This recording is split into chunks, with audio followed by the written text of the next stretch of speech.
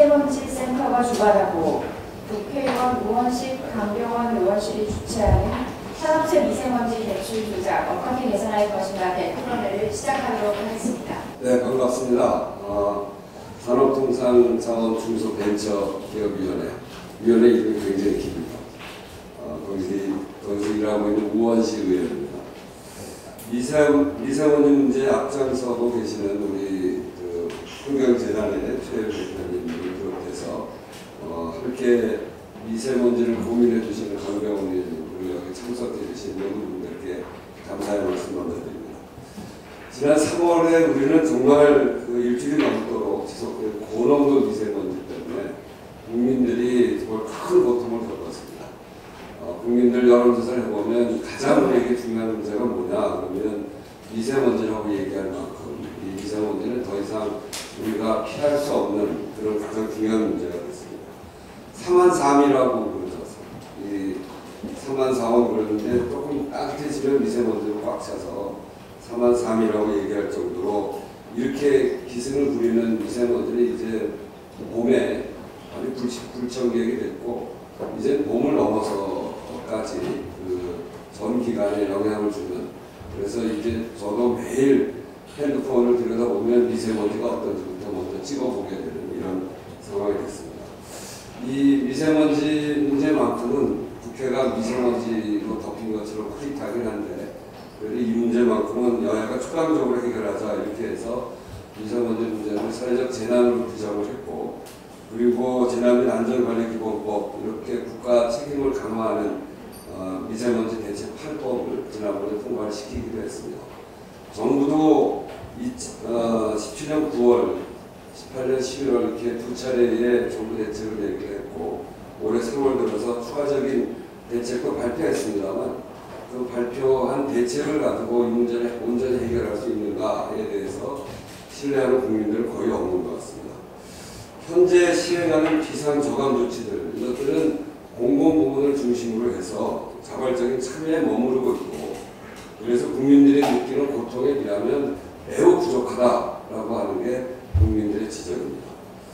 고농도 미세먼지가 발생했을 때 시행하는 비상저감 대책, 이런 것들을 쏟아내고 있습니다만 정작 최대 배출원이라고 할 수 있는 사업장에서의 관리가 매우 부실한 것이 작품의 현실입니다. 오늘 토론회도 그래서 열리게 되고 있는데, 사업장의 TMS를 조사해 보면 이미 다 알고 있습니다만 2013년 대비 2018년의 경우에 발전업의 경우에는 43%가 감소가 됐습니다만 오염물질을 다용으로 배출하는 제철, 제강 이런 데는 오히려 25%가 증가됐고, 시멘트나 이런 석유화학은 거의 변화가 없는 이런 부분들의 대책이 정말 심각하고 시급한 그런 대책으로 떠오르고 있습니다. 대기오염 물질에 대한 업종별 대응의 차이는 규제 강도에 따라서 차이가 있죠. 배출량이 증가한 제철 제강업의 규제 기준은 한 20% 정도 떨어진 것에 비해서 발전업의 경우에는 2배 정도 이렇게 강화되어 있는 것을 볼 수가 있습니다. 그래서 그런 것들을 살펴볼 때 정말 사업장, 발전업은 우리가 집중적으로 봤는데 발전업을 제외하고 여기는 오히려 여러 가지 많은 대책이 있는 것을 우리가 볼 수 있고 그 이외에 여러 사업장들에 대한 대책이 매우 부족한 것 같습니다. 그리고 최근에 역수산단 사업장들의 대기오염 물질을 축소하고 그리고 조작하는 문제, 이런 문제까지 우리가 볼 수 있고, 그래서 거기에다가 현대제철이 고장난 저감시설을 방치해서 배출 오염 기준을 상습적으로 초과하게 했던 이런 것들은 바로 정부의 미온적인 대책, 정부의 태도 이런 것들을 지적하지 않을 수 없습니다. 지난번에도 환경부가 드론을 띄워서 예보하고 드론을 띄우니까 확 배출 농도가 떨어지는 걸 볼 때 그런 배출은 이미 기업에서 어떻게 하면 줄일 수 있는지, 어떻게 하면 정부가 감시할 수 있는지 뻔히 다 알고 있다는 것을 반증하는 것이 아닌가. 그런 점에서 정부가 이 문제에 대한 대책을 제대로 만들어가야 된다는 것을 아주 웅변적으로 대변하고 있는 것이다 이렇게 생각합니다. 우리가 중국으로부터의 미세먼지 월경을 이야기를 많이 하는데 사실은 중국의 경우에 베이징을 비롯해서 수도권 사업장을 단속하기 위해서 18,000명의 단속 인원을 투입해서 역사상 아주 강력한 대처를 하고 있습니다. 이런 것에 비교해 보면 우리가 월경 문제에 대해서 단호하게 대처를 하려면 우리 내부의 문제를 단호하게 대처를 해야 중국에도 할 말이 생긴다. 우리는 제대로 하지 않으면서 중국 탓만해서는 중국이 저렇게 대응해 가는 것과 비교할 때 우리가 이 문제를 단호하게 대응하기가 매우 어려운 상황이 만들어지게 될 것이다 이렇게 생각하고 그런 점에서 정부의 단호한 대응이 필요하다는 것을 말씀드립니다. 국민이 체감할 수 있는 강력한 미세먼지 대책이 필요합니다. 수술한 규제로 인해서 기업들이 미세먼지 저감에 무임승 참여적으로 과태료에 미치는 이런 솜방망이 처벌 이거 가지고는 오히려 문제를 키우기만 해왔습니다. 그래서 사업장에 대한 관리 체계를 전면적으로 재검토하고 그런 재검토하는 여러 가지 방안들을 오늘 토론회에서 여러분들이 방안도 내주시고 그렇게 하면 국회가 그것을 온전히 떠안고 여러 가지 부담은 있습니다만 그래도 국민들이 우리 사회의 가장 큰 문제를 미세먼지를 보고 있는 만큼 우리 강병원 의원과 이 문제를 같이 고민하는 여러 의원들과 함께 나가겠다 하는 말씀드립니다. 오늘 이 토론회에서 여러분들의 좋은 의견을 기대하고 이런 것들을 잘 해결해 나갈 수 있도록 저희도 최선을 다하겠다는 말씀드리면서 오늘 이 토론회에 이렇게 많이 참여해 주시는 분들께 감사하는 말씀드립니다. 감사합니다. 자, 다음으로는 내린 인사말로 이어지도록 하겠습니다. 오늘 이 행사를 주관해 주신 환경재단 최열 이사장님의 인사말을 듣도록 하겠습니다. 박수 부탁드립니다. 저 어제 일산 가다가 국회에 오면서 국회의장을 보니까 우셨더라고요. 제가 목이 아픈 걸 보면 상당수 사람들이 아마 미세먼지 대기오염으로 목이 아플 겁니다. 그래서 우리나라 국민들이 우리나라 역사상 처음으로 환경 문제가 가장 시급히 해결해야 될 과제 첫 번째가 됐습니다. 과거에는 경제 문제였어요. 실업 문제였어요. 주택 문제였어요. 그래서 우리 정부가 최근에 국가 기후환경 회의라는 새로운 조직도 만들었습니다. 저는 개인적으로 환경 문제에 관심을 가진 지 43년이 됐습니다. 그 당시 공해를 배불리 먹고 싶다고 주변에 있는 동료들이 농담을 했는데 진짜 공해를 배불리 먹고 있습니다. 그래서 대기오염이 심각해서 지난 5년 사이에 우울증이라는 단어가 대기오염으로 인해서 22배가 늘어났습니다. 이면을 가고 싶다는 사람이 12배가 늘어났습니다. 그런데도 불구하고 구체적인 개선은 보이지 않고 있습니다. 특히 우리나라의 대기업, 산업체, 미세먼지를 가장 많이 내는 그런 기업이 줄이는 노력보다 수치를 조작해서 발표하는 걸 보면서 기업의 윤리가 어느 정도 수준인가 다시 한번 확인하게 됐습니다. 얼마 전에 저도 직접 전문가들과 함께 여수 산단에 가서 LG와 한화케미칼을 직접 보고 왔습니다. 기업의 문화가 어느 정도 수준인가 확인해 봤습니다. 그렇게 한화토탈에서 또 기름 가스가 유출돼서 폭발하는 사고도 여러분 아실 겁니다. 피를 부는데 춤을 추지 않습니다. 아무리 국민이 떠들고 요구해도 변화가 없습니다. 정권이 바뀌면은 좋아질 거라 생각했는데 특별한 변화가 없습니다. 그래서 이 부분에 그래서 가장 적극적으로 활동하시는 우리 우원식 의원님과 강병호 의원님 두 분, 한 분은 산업 부분이고 한 분은 환경 부분이십니다. 저는 우리 사회가 변화하려면 국회와 시민사회와 전문가가 진짜 힘을 합치고 좋은 대안을 만들면 정부는 그것을 집행하는 그 시스템으로 가야지 된다고 봅니다. 그냥 토론 한번 한다고 해서 변하지는 않습니다. 그렇지만 우리 국민들이 가지고 있는 그 영혼을 우리가 풀 수밖에 없다고 생각하기 때문에 오늘 이 토론회를 가지고 있습니다. 토론회 주례 발표하시는 분, 토론회 해주시는 분, 또 여기에 오신 각계 전문가 여러분, 이번 기회를 통해서 산업체는 오염자, 부담의 원칙, 배출자 처리의 원칙을 지켜서 철저하게 환경 문제를 해결할 수 있는 그런 자세로 전환해야 된다고 봅니다. 그렇지 않으면은 저는 사회적 살인행위라고 봅니다. 100명이, 200명이 죽어도 엄청난 사건인데 초미세먼지로 1년에 12,000명이나 초가 사망하는데 그것을 그대로 방치하는 것은 우리 국민의 건강과 생명을 지켜야 될 정부 그리고 그런 오염물질을 내는 배출업 함께 열어야 되지 않습니까? 오늘 진지한 토론이 또 여기서 나온 좋은 결과가 정부와 국회에 반영되기 바랍니다. 고맙습니다. 마지막으로 오늘 이 행사를 같이 공동 주최하시고 국가기후환경회의의 위원으로 위촉되신 강병원 의원님의 인사 말해주도록 하겠습니다. 미세먼지가 해마다 항상 심각한 문제로 대두가 되고 우리 국민들도 관심이 상당히 높지 않습니까?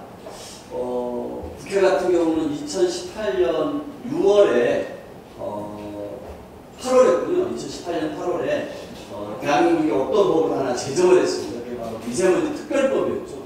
지금까지 미세먼지라는 게 환경부라든지 이런 데서 그냥 개별적으로 대응을 했지 이것만을 위한 법은 없었습니다.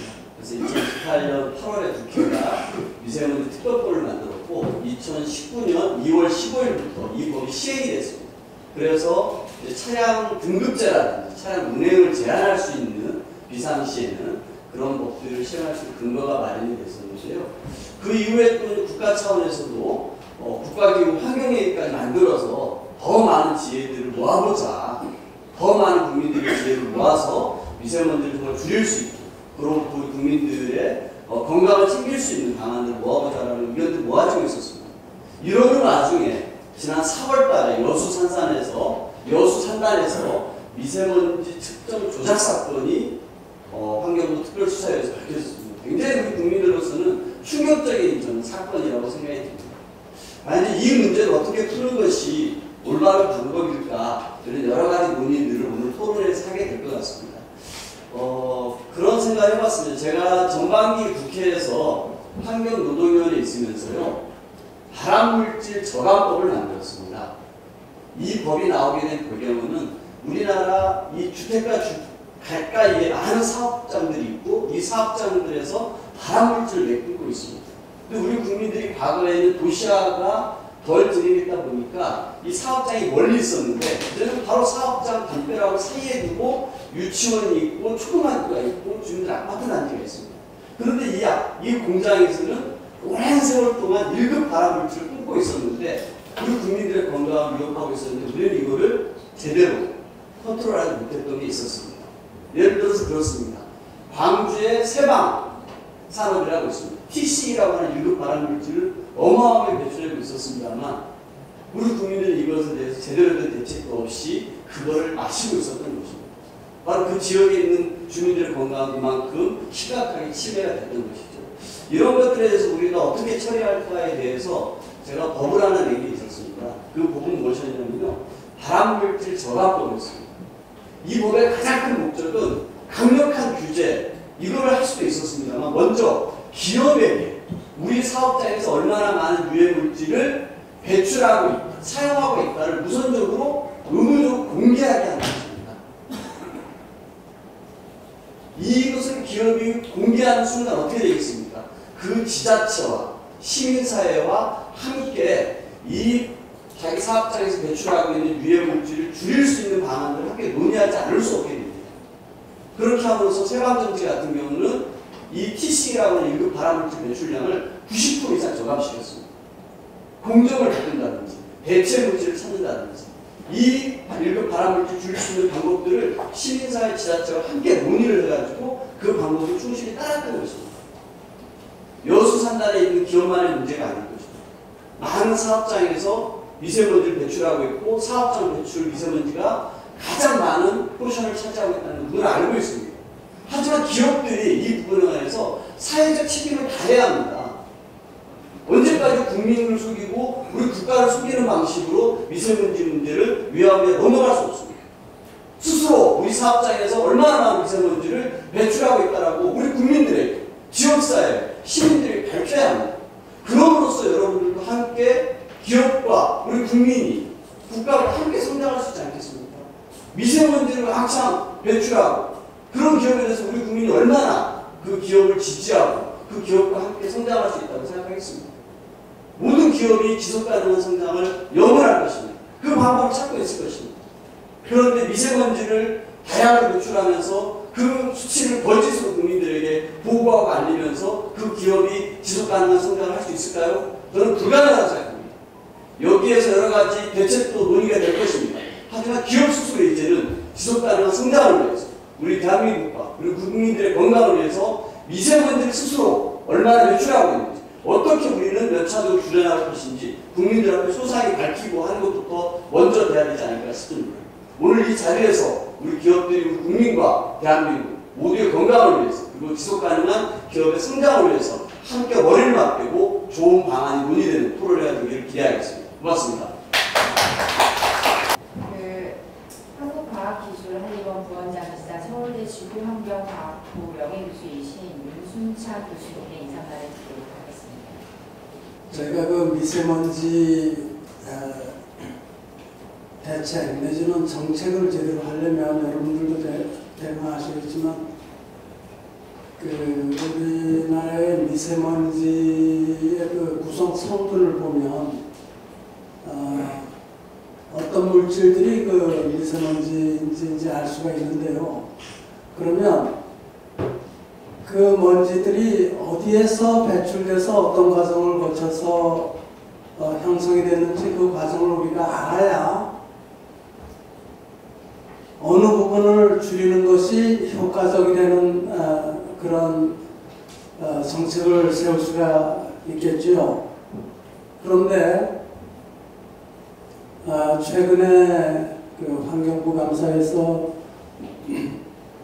산업체에서 나오는 그 미세먼지 또는 대기오염의 물질들의 그걸 측정해서 제대로 보고를 해야, 그래야 환경부에서도 자료를 가지고 효과적인 정책을 수립할 수가 있을 텐데, 여기부터 우리나라에서 그래도 가장 큰 기업이고 신뢰할 만한 기업들이 이거를 허위로 보고를 하고 있으니까 그 허위 자료를 가지고 정책을 실현을 하면 그게 효과가 있겠습니까? 이게 굉장히 심각한 문제죠. 또 산업체 못지않게 그 자동차 배출에 의한 미세먼지가 양이 또 굉장히 많은데, 약 한 3년 전에 복스바겐 사건에서 봤듯이 자동차에서도 배출되고 있는 질소산화물 배출 저감 장치를 그 연비를 좀 늘리느라고 조작을 함으로 해가지고 검사할 때만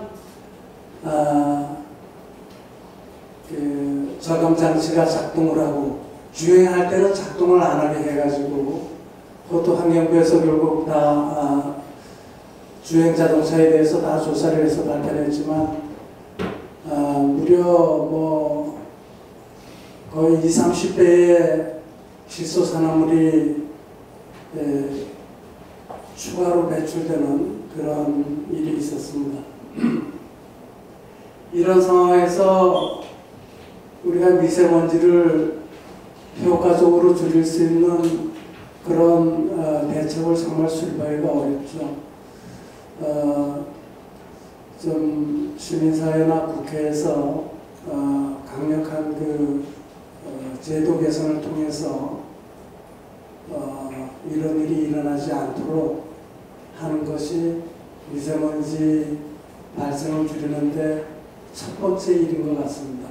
오늘 좋은 자리를 이렇게 마련해 주신 두 분의 국회의원님과 환경재단에 감사드립니다.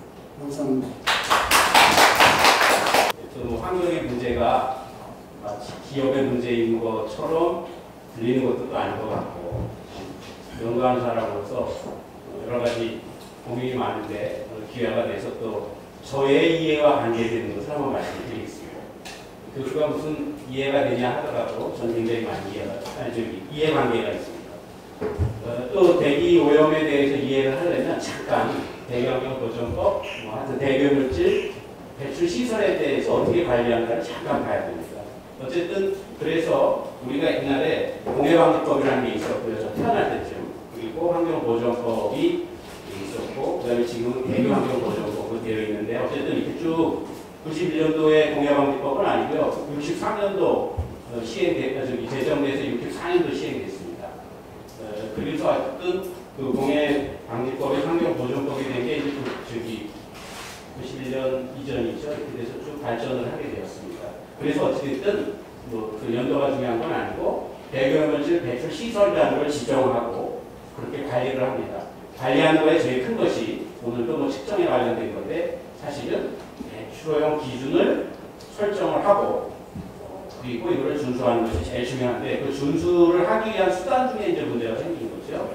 하여튼 이 기준들은 제가 정리를 했습니다만 이것도 올 초에 해서 조금 바뀐 부분이 있어서 완전히 다 믿으시지는 않으셨으면 좋겠고요. 특별히 아까 우리 강 의원님 말씀하셨는데 특정대기 유해물질 중에 발암물질이 있습니다. 이 발암물질에 대해서는 지금 사실은 특정 유해 대기오염물질은 제대로 손도 못 대고 있는 실정입니다. 사실 지금 속인 건 이거 속이느라고 바꿨죠. 이 중에 일부. 네, 그리고 또 이제 아까도 말씀하셨지만 그렇게 측정을 잘 해가지고 국가에 이렇게 보고하는 시스템이 있는데 그 시스템에 정확하게 보고를 해야 그걸 가지고 어느 정책을 펼 것인가 해야 되는데 그런 것들을 제대로 이제 안 됐다는 거죠. 실제로는 법으로 되어 있어서 잘 할 수 있음에도 불구하고 안 했다는 거죠. 제대로. 안 한 것도 아닙니다. 아예 안 했으면 잘 시작하면 되는데 시작은 꽤 오래전부터 했는데 그것이 제대로 되지 않았다. 제대로 된 부분도 있지만 어찌됐든 현재 입장에서 보면 제대로 잘 되지 않았다라고 판단할 수밖에 없죠. 그래서 일반 대기오염물질에 대해서는 대기 배출원 조사에 의해서 하고 있고요. 물론 여기도 특정 유해 대기오염물질도 하고 있습니다만 좀 더 정확하게는 화학물질 배출량 조사에서 이런 것들을 하고 있습니다. 현재. 그리고 또 오픈하고도 있습니다. 그 다음에 이제 그 측정에 대해서 또 중요한 것은 이제 대기오염물질 배출에 대해서 이렇게 이제 그러니까 설치에 대한 허가, 운영 이런 기준이 있는데 이게 이제 이런 그 대기환경 보존법에서 이렇게 규정하고 있고 그중에 빨간 줄을 제가 드린 것은 처음 시작할 때 이 배출 시설이 처음 허가를 받을 때 배출오염 기준 이하로 되면 면제를 받게 되는 규정이 아주 오래전부터 있었습니다. 근데 이제 여기 잠깐 앞에 보여드렸듯이 배출오염 기준이 이렇게 강화되고 있어요. 예를 들어 한 이때쯤에 배출오염 기준에 만족을 했는데 그때 면제를 받았으면 지금은 면제 대상이 아니거든요. 근데 면제를 받았기 때문에 끝까지 갑니다. 한번 면제 받으면 지금도 면제 받아져 있습니다. 그런데 그것이 또 뭐가 더 문제냐면 면제를 받으면 방지시설을 면제받으면 또 측정도 면제를 해줘요. 근데 이게 누락이 되어 있는 거죠. 그래서 뭐 새로 만들어둔 시설들은 굉장히 규제가 강화됐다라고 엄청 심각하게 얘기하겠지만 또 과거의 시설들은 그냥 한번 면제받았으면 그냥 가는 것이거든요. 그리고 이제 그런 문제가 있어서 사실은 지금 배출량 많은 연구자들이 배출량 우리나라 문제 많습니다라고 얘기했을 때 여러 파트가 있겠지만 저는 이 파트도 무시하지 못하겠다 그런 말씀을 좀 드리고 싶습니다. 그리고 이제 또 이러한 것들을 엄하게 해놨습니다.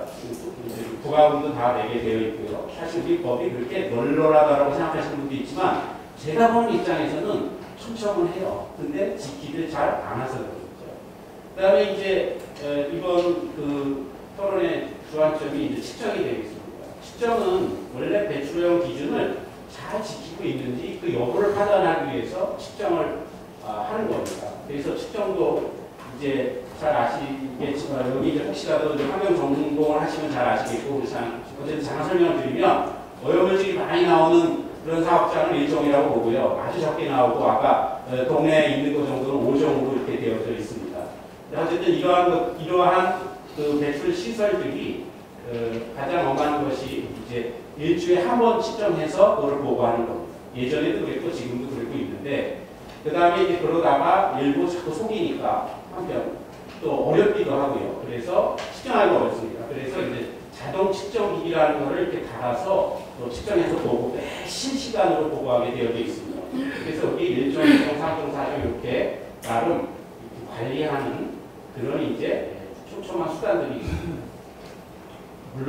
물론 이렇게 되어 있다 하더라도 또 아까 그 방지 시설이 고장 났을 때 자가 측정을 그 데이터를 면제라고 그럴까 이렇게 봐주지 않는데 봐주는 또 그런 기고란들이 있습니다. 사실은 아까 어느 업체 말씀하셨을 때 그 업체는 그렇게 해서 2년간을 고장 났다라고 하고 유지한 거죠. 그러다 보니까 그런 매출량이 어마어마한 건데 그런 여기만 보면 대단히 잘한 것 같지만 속으로 뒤에 비고란에 가면 어떤 경우에 측정을 면제하고 어느 경우에 측정하지 않고 이렇게 되는 경우가 굉장히 많은데 그거를 줄이기 위해서 노력을 그동안 많은 사람들이 했는데 사실 그게 잘 되지 않는 게 문제가 좀 된 거라고 생각이 듭니다. 자, 그리고 또 이제 그 자동 측정 기기에 대해서도 이러한 시설들에서 달아야 된다라는 게 되어져 있습니다. 여기서 참 하나 더 말씀드릴 거는요. 이게 오늘은 미세먼지 제목하에 얘기를 하고 있지만 사실은 배출 조작을 한 것은 미세먼지 특정 유해 물질 중에 일부일 수도 있지만 사실은 중국성이 들어가면 사실은 그 특정 유해 대기오염 물질이었잖아요. 특정 유해 대기오염 물질은 사실은 여기에 보면 조금 더 강화되어 있습니다. 그래서 말하자면 5종 정도라면 4종이 되고 4종 정도라면 3종이 되고 이렇게 한 단계씩 업해서 관리하게 되어 있는데 그런데 또 문제는 뭐냐면 그거는 맞는데 이 배출량은 이렇게 세 가지 갖고 1종, 2종, 3종을 정합니다. 황산화물, 질소산화물, 먼지를 합해서 그 양이 80톤 이상일 때 있죠. 근데 아까 우리 오늘 관점일 수 있는 특정의 대기오염 물질은 이 종을 산정하는데 제외되어 있어요. 그러니까 먼지, 황산화물, 질소산화물은 사실 연소가 많을까. 어쩌면 뭐 특정인 그런 공정인 경우에 질소산화물이 확 나갈 때도 있고 하지만 실제로 우리의 문제점은 어찌 보면 지금은 특정의 대기오염 물질인데 그것에 대해서 1, 2, 3, 4, 5종에 대해서 구분이 없고 그냥 어찌 보면 이런 그 일반 대기오염 물질에 대한 구분을 받아서 이 뒤에 중요한 그 특정의 대기오염 물질로 어찌 보면 5종일 수 있는데 5종 여기 앞에 황산화물, 질소산화물, 먼지가 또는 5종인데 특정 유해 대기오염 물질이 2종, 1종일 수 있어요. 그런 것들이 지금 또 누락이라는 것보다 이렇게 약간 제대로 되어 있지 않는 거에 대해서 관리가 덜 된다는 거에 대해서 우리가 문제를 삼을 필요가 있습니다. 그럼 이제 그 사람에 대한 말씀을 좀 드리겠습니다. 저는 오늘 그거를 주로 말씀을 드리고 싶은 내용입니다.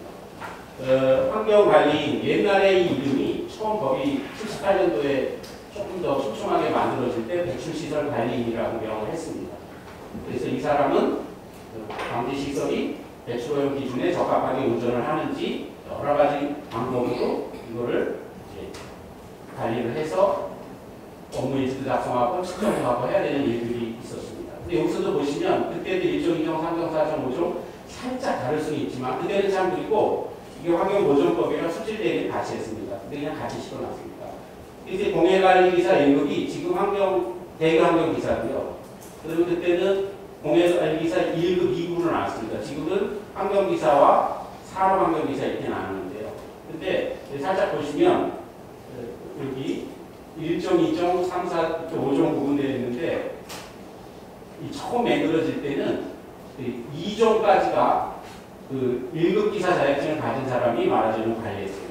그리고 3, 4종이 2급이었는데 현재는 사실 그게 하나씩 양보되어 있어요. 이따 뒤에 보여드리겠습니다. 그래서 1종만 1급 기사고 2, 3종이 2급이고 4, 5종은 그나마 기사 자격증이 없어도 관리할 수 있게 그렇게 되어져 있습니다. 이것이 이제 완화됐다라고 좀 보는 거죠. 또 이따가도 말씀을 드리겠지만 이 완화가 제가 이해 당사자잖아요. 저거 과가 없어졌습니다.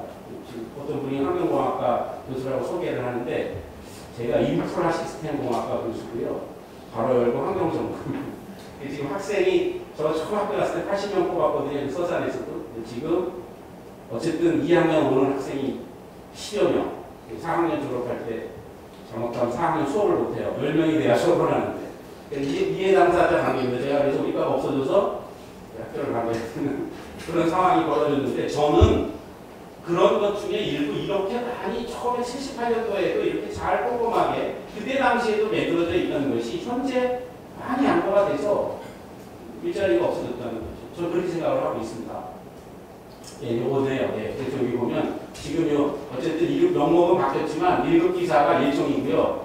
예, 여기 보면 2, 3종은 2급이면 되고요. 지금 2급이 환경기사, 환경산업기사라고 부르거든요. 4, 5종은 이렇게 그냥 해도 됩니다. 적절히.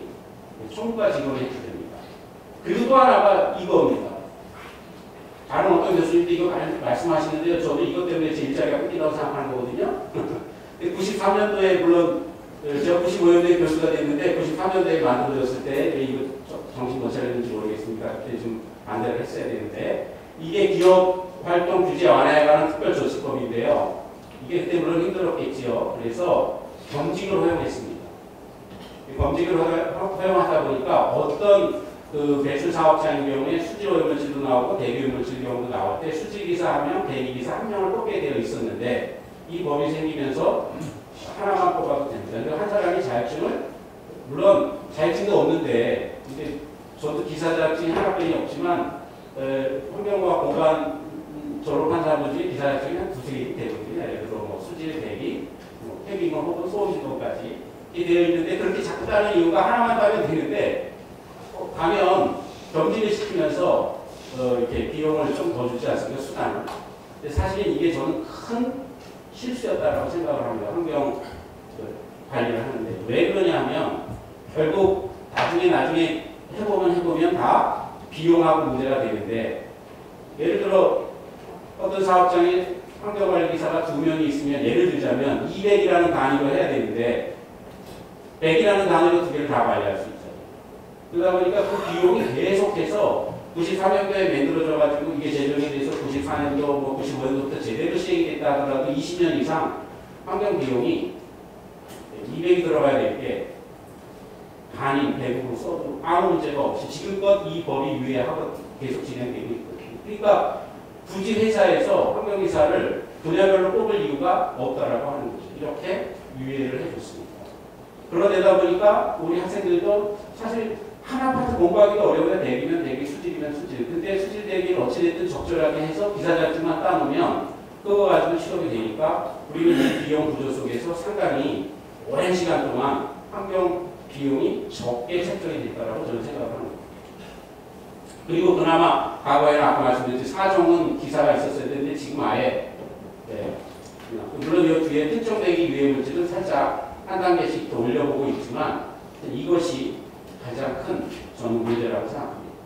그리고 이제 또 이런 법이 되고 나서 97, 8년도 IMF 힘든 과정에서 이것을 아마 바꿀 수도 있을 수도 있었겠지만 아마 못 바꾸지 않았을까. 그리고는 아직까지 못 바꿨다는 거는 환경을 전공하는 저로서는 상당히 좀 잘못한 거 아닌가라는 생각이 납니다. 또 하나 재미있는 거는 저는 주로 지금 뭐 정책을 하는 일보다는 측정을 많이 합니다. 불편하게도 제가 미세먼지 측정하기 위해서 불뚝직도 올라가고 있고요. 목이 아픕니다. 그리고 또 어떻게 하다 보니까 그렇게 높은 데 올라가서 측정하다 보니까 학교에 비행기가 많아서 비행기 중에 일부를 개조해가지고 여기 보면 뭐 나사에서 측정을 했다 했을 때 저희 비행기 조그맣게 동원이 됐고 지금은 좀 더 큰 비행기로 이제 업그레이드를 하고 있는 상황입니다. 시운전을 하고 있는 중입니다. 그래서 측정을 주로 하는 교수인데 측정을 하러 가서 저희도 측정만 공부하는 게 아니라 웬만한 공정 프로세스를 다 공부하지 않습니까? 그렇게 되다 보면 이 정도면 좋은 효율을 내야 되는데 효율을 못 낼 때 그래서 이렇게 잘 따져보면 IMF 때 만든 시설들은 제 역할을 못하고 있더라고요. 어쨌든 그런 것들이 몸소 느껴집니다. 그리고 이렇게 되기 때문에 측정도 뭐도 다 양보가 되어 있는 듯한, 그래서 그 비용의 문제가 우리한테 제일 큰 문제였지 않았습니다. 그거를 법으로 허용한 것이 이것이 아니었나 생각합니다. 그 다음에 오늘 이제 잠깐 또 문제였던 자가측정 대행 제도도 이렇게 공해 방지 시설에 대해서, 공해 배출 시설에 대해서 쭉 이렇게 되어 있고, 이제 보시면 조금씩 이름이 바뀌었는데, 결국은 이제 바뀌나 이름만 바뀌었지 내용은 비슷하게 그렇게 지금 진행이 되고 있습니다. 그리고 이제 측정 대행 업체 현황이 2010년 7월 기준으로 이렇게 이제 등록 업체 수는 339개 업체지만 이제 한 업체가 대기도 수질도 같이 하게 되니까 이제 숫자가 이렇게 614개가 되는 거고요. 어쨌든 여기에 들어가 있는 인력이 한 2,000여 명 정도가 종사를 하고 있습니다. 그리고 이것들을 잘 관리하기 위해서 나름 이제 이렇게 대기 분야에는 수질 분야에는 각 분야별로 인력과 장비들이 어느 것, 또 공간이 어느 정도 있어야 된다는 규정들이 나름 되어져 있습니다. 물론 그 규정이 아주 어떤 부분에 대해서는 알맞지 않은 것도 있고 적절한 것도 있습니다만 규정이 있어서, 그리고 또 관심이 많은 정도 관리에 대해서도 숙련도 시험이 있고 현장 평가가 있습니다. 숙련도 시험은 뭐 예를 들면 미지의 시료를 보내서 이렇게 측정하게 하고 그 미지의 시료에 대한 그 값에 대해서 이제 어느 정도 범위 내에 들어오는 데만 또 현장 평가를 합니다. 물론 또 먼지 측정은 표준 시료가 없어서, 이런 용의 표준 시료가 없어서 먼지에 대해서만큼은 굴뚝에 같이 올라가서 측정을 합니다. 그렇게 하기도 해서 이렇게 관리를 하고 있고, 이것이 뭐 다소 부족한 감도 없잖아 어느 파트에서는 있지만 또 나름 관리하고 있는 방법이 되어 있습니다. 그런데 이제 문제는 이런 겁니다. 이거는 이제 제 의견이기도 하고 또 나름 여러 교수님 등등 여러분들이 이제 공부하는 거에 보면 이게 측정을 할 때, 측정 대행을 할 때 이제 입찰에 의해서 하는데, 말하자면 공제거래위원회에서 시장 경쟁을 문제가 된다고 폐지를 했습니다. 그래서 측정 수수료 고시 제도가 폐지가 됐어요. 그러니까 지금은 어찌 보면 측정할 수 있는 금액에 싸게 낸 금액에 하다 보니까 참 그거 심각한 문제입니다. 그런 거 안 하고 할 수 있다라는 거죠. 그 다음에 기술 인력 확보가 어렵고, 이거에 이제 저도 큰 관심이 많은 건데요. 여기 앞에 제가 조금 뺐어요. 열악한 근무 환경 조건입니다. 왜냐하면 아까 배출시설 관리인 2사람 뽑아야 되는 걸 1사람 뽑아도 되게 해놨잖아요. 근데 그 사람들을 해드리기 측정이었잖아요. 물론 여러 가지 일이 있지만. 측정 비용이 반으로 줄은 상태에서 그거를 대행하는 업체가 받았는데 여기 이렇게 측정 수수료 제대로 안 해놨죠. 그러니까 실제로 현장은 측정 수수료가 너무 싸니까 열악한 근무 환경일 수밖에 없어요. 옷도 제대로 없고, 저희도 측정을 갑니다. 대학원생들하고 가면 저희도 가끔 우리 옷이 너무 후져서 회사 사람들 옷은 좋은데 막 그래 얘기도 하고 막 하여튼 그런 걸 보면 이게 근무 여건이 어쨌든 안 좋아서 사실은 제대로 측정할 수 있는 인력들이 그건 측정이 굉장히 중요하기 때문에 고급 인력이 들어가야 되는데 이 친구들이 하지 않습니다. 그런 문제가 있고, 그 다음에 또 이제 그렇게 되다 보니까 이게 측정 기록부도 잘 작성이 돼요. 먼지 같은 경우에 샘플 유량, 유소, 온도, 압력 이런 것들을 다 5분마다 한 번씩 기록하게 돼 있거든요. 노트북을 펴놓고 그런 거 굉장히 쉽고 불편하겠죠. 그러다 보니까 대충 하니까 이제 그런 데서부터 생겨나는, 어찌 보면 여기서부터 생겨나는 게 여기까지 영향을 줬다라고 생각이 듭니다. 그래서 이제 이러한 문제들 때문에 낮은 신뢰도, 낮은 정확성 이런 것 때문에 측정 제도가 문제가 있었고, 그런 것들에 대해서 문제가 있을 거라고 또 이제 처음 시작할 때부터 그런 문제가 있었습니다. 그러면 우리가 이제 어떻게, 그리고 또 하나가 실제로 저희가 해보니까, 조사해보니까 이렇게 측정하는데 시간 걸리는 게 이 정도쯤 됩니다.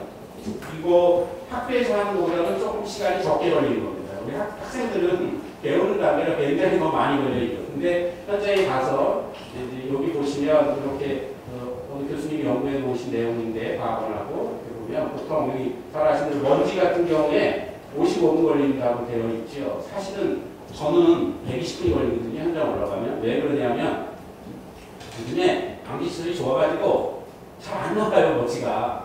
그래서 그걸 잡으려면 옛날에는 특별히 총먼지를 잡을 때는 먼지가 총량으로 되어 있지만 PM10, PM2 나눠 재려면 여지에 더 적은 양이 쌓이니까 그걸 무게로 재려면 그 여지 후에 무게가 얼마 잡혀야 되고 그런 검출하기 때문에 거의 뭐 120분 할 때도 있습니다. 그러니까 그런데 어쨌든 평균자가 55분이고 그것에 대해서 이제 실험실에서 분석해야 되고 전원 처리를 해야 되고 하다 보니까 시간이 이렇게 걸립니다. 이렇게 걸리는데 대충 했다는 건 이렇게 걸려야 정상인데 돈이 없고 낮은 돈으로 했고 시간도 없고 하니까 문제가 되겠죠. 그래서 이제 저는 배선 방향을 시간이 없어서 간단하게 제 나름 한번 생각해 봤습니다. 이것은 제 생각입니다. 또 저기가 아니고 제 생각에 첫째로 이제 그래서 한때 그런 얘기가 있었습니다. 우리 그 측정할 때 한 사람이 측정할 수 있는 거를 또 2인 1조가 되니까 팀이 측정할 수 있는 시간을 정해놓자 했는데 아까 말씀드렸듯이 그래서 하루에 한 세트 혹은 두 세트밖에 못한다라고 했는데 저희 학생 입장에서 그런데 숙달된 사람들을 보니까 많으면 한 5개까지 할 수 있고 5개 하는 사람은 거의 대단한 사람이고 또 측정 배출 시설이 그 사업장 안에 있을 때 굴뚝이 5개까지는 완전 금방 왔다 갔다 하니까 할 수 있을 것 같은데 그래서 어찌됐든 기술 인력에 대해서 능력 진단이라든가 이런 걸 통해서 측정에 대한 시간을 계산을 했으면 좋겠다라고 하는 거고요. 두 번째는 수수료 산정 방식을 좀 바꿨으면 좋겠습니다. 지금 그냥 저가로 하지 말고 시험 원가라는 게 있습니다. 들어가는 시험 원가가 있고 그 다음에 이제 일반 관리 그런 게 있고 그 다음에 출장이 또 있습니다. 저도 측정 많이 하는데 제가 가끔 제주도를 가서 측정을 하게 되면 시험 원가보다 출장비가 더 들어요. 그런 경우에 참 애매한 거예요. 그리고 제주도에는 측정 대행업체가 하나뿐이 없는데요. 그래서 가끔 저는 물론 측정 대행업을 하는 그런 건 아니지만 이제 가끔은 측정 대행업이 제대로 하나 어느 회사는 또 잘 관리하기 위해서 저희 보러 와서 한번 측정을 해달라고 할 때가 있습니다. 그럴 때 제주도를 가보면 이게 측정 대행업체는 어느 번이 안 봤는데 당신 너무 비싸다 그래서 아니 우리는 비쌉니다. 그렇게 얘기를 해서 이제 그러긴 하는데 그래서 그런 문제에 있어서 산정 방식을 이런 것으로 좀 규정화를 해놓으면 좋지 않을까 생각했고요. 그 다음에 또 하나가 이게 이제 GPS 기반으로 PDA 혹은 노트북, 스마트폰을 해가지고 현장에 직접 갔느냐, 가서 있었느냐를 하고 거기서 나온, 그러니까 현장에서 실측 데이터가 되는 거 거기서 입력하고 만약에 거기서 샘플링 데이터를 입력하게 되면 그걸 현장에서 입력하는 그런 전산 시스템을 구축했으면 좋겠어요. 요즘 우리나라가 워낙 이게 잘 되어 있으니까 특별히 TMS도 이미 이게 다 되고 있다라고 하면 저는 이거는 충분히 하면 좋겠다. 이게 되면 시간 등등등 측정 데이터 등등등 조작하기 정말 힘들지 않을까 또 그런 생각을 했습니다. 그래서 현장에서의 데이터로 전산 입력하고 측정 분석해서 실험실에 있는 것도 이 시간을 계산하면 얼마쯤 하는 거 적절하게 파악을 해서 측정을 그 자리에서 한다면 크게 물론 그럼에도 불구하고 빠져나갈 구멍은 또 뭐 만들어낼 수 있겠지만 많은 부분 제대로 할 수 있게 할 수 있지 않을까 이 생각을 했고요. 그 다음에 이건 좀 별도의 얘기인데 저도 그 소산에 저 학교가 소산에 있거든요. 엊그저께 하나케미칼 어제 조그만 회사에서 아모니아가 배출돼갖고 참 그 지역에 환경 활동을 좀 하고 있는데 참 고민이 되는 어떻게 했으면 좋을까. 근데 요 주변에 무슨 측정하는 일이 있었어요. 그랬더니 동네 주민분들이 야 돈을 회사에서 받아서 측정하면 당연히 높은 돈도 얘기하지 못할 거 아니냐. 측정에 대해서 여러분들이 많이 말씀하셨는데 준공영제를 실시해서 측정해야 되는 돈을 뭐 정부나 어디다 내놓고 그 다음에 거기서 이제 측정하는 업체를 선정해주고 돈을 비용을 그 회사에서 받는 것이 아니라 어떤 공정한 제3의 기관에서 받는 그런 제도를 좀 실시한다라고 하면 그렇게 갑과 을의 관계가 형성이 돼서 그런 문제가 지금의 문제가 생겨나지 않지 않을까라는 생각을 해봤습니다. 시간 때문에 저는 이걸로 간단하게 할 것 같습니다. 예, 안녕하십니까. 박원혁 교수입니다. 사실 오늘 굉장히 어떻게 보면 되게 간단하게 보이기도 하지만 또 어떻게 보면 그 안에 조금 전에 김종호 교수님 발제에서 보신 것처럼 생각보다는 굉장히 복잡한 그런 요소들이 있는 것 같습니다. 그래서 저는 도대체 뭐가 문제일까?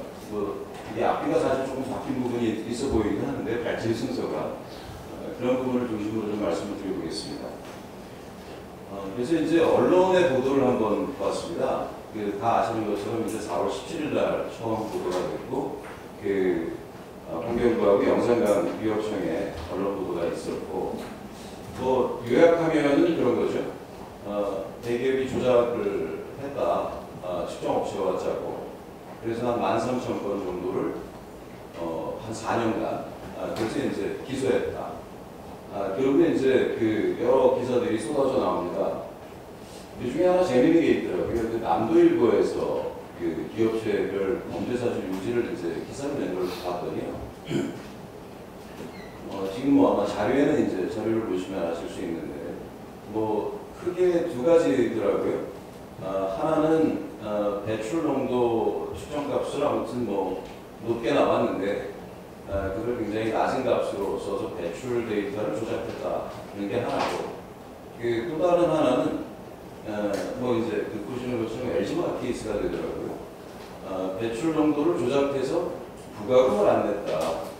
이 두 가지가 이제 좀 차이가 있는 것 같습니다. 근데 이제 범죄사실 요지를 쭉 보니까 결론은 농도를 아무튼 조작했더라. 그런 부분이 되겠어요. 6개 회사가 이제 기소가 되고 정리가 됐더라고요. 그래서 이제 언론 보도 추이를 한번 보았습니다. 이게 이제 물론 이제 제가 검색을 통해서 전체를 다 보지는 못했는데, 적어도 이제 여수산단이라든가 배출 조작이라든가 또는 측정의 부정 이런 식으로 이제 키워드 검색을 해서 했더니 4월 17일부터 19일 사이가 굉장히 많았어요. 그러니까 보시는 것처럼 한 300여 건. 근데 이 당시 보도의 가장 기본적인 논지는 아무튼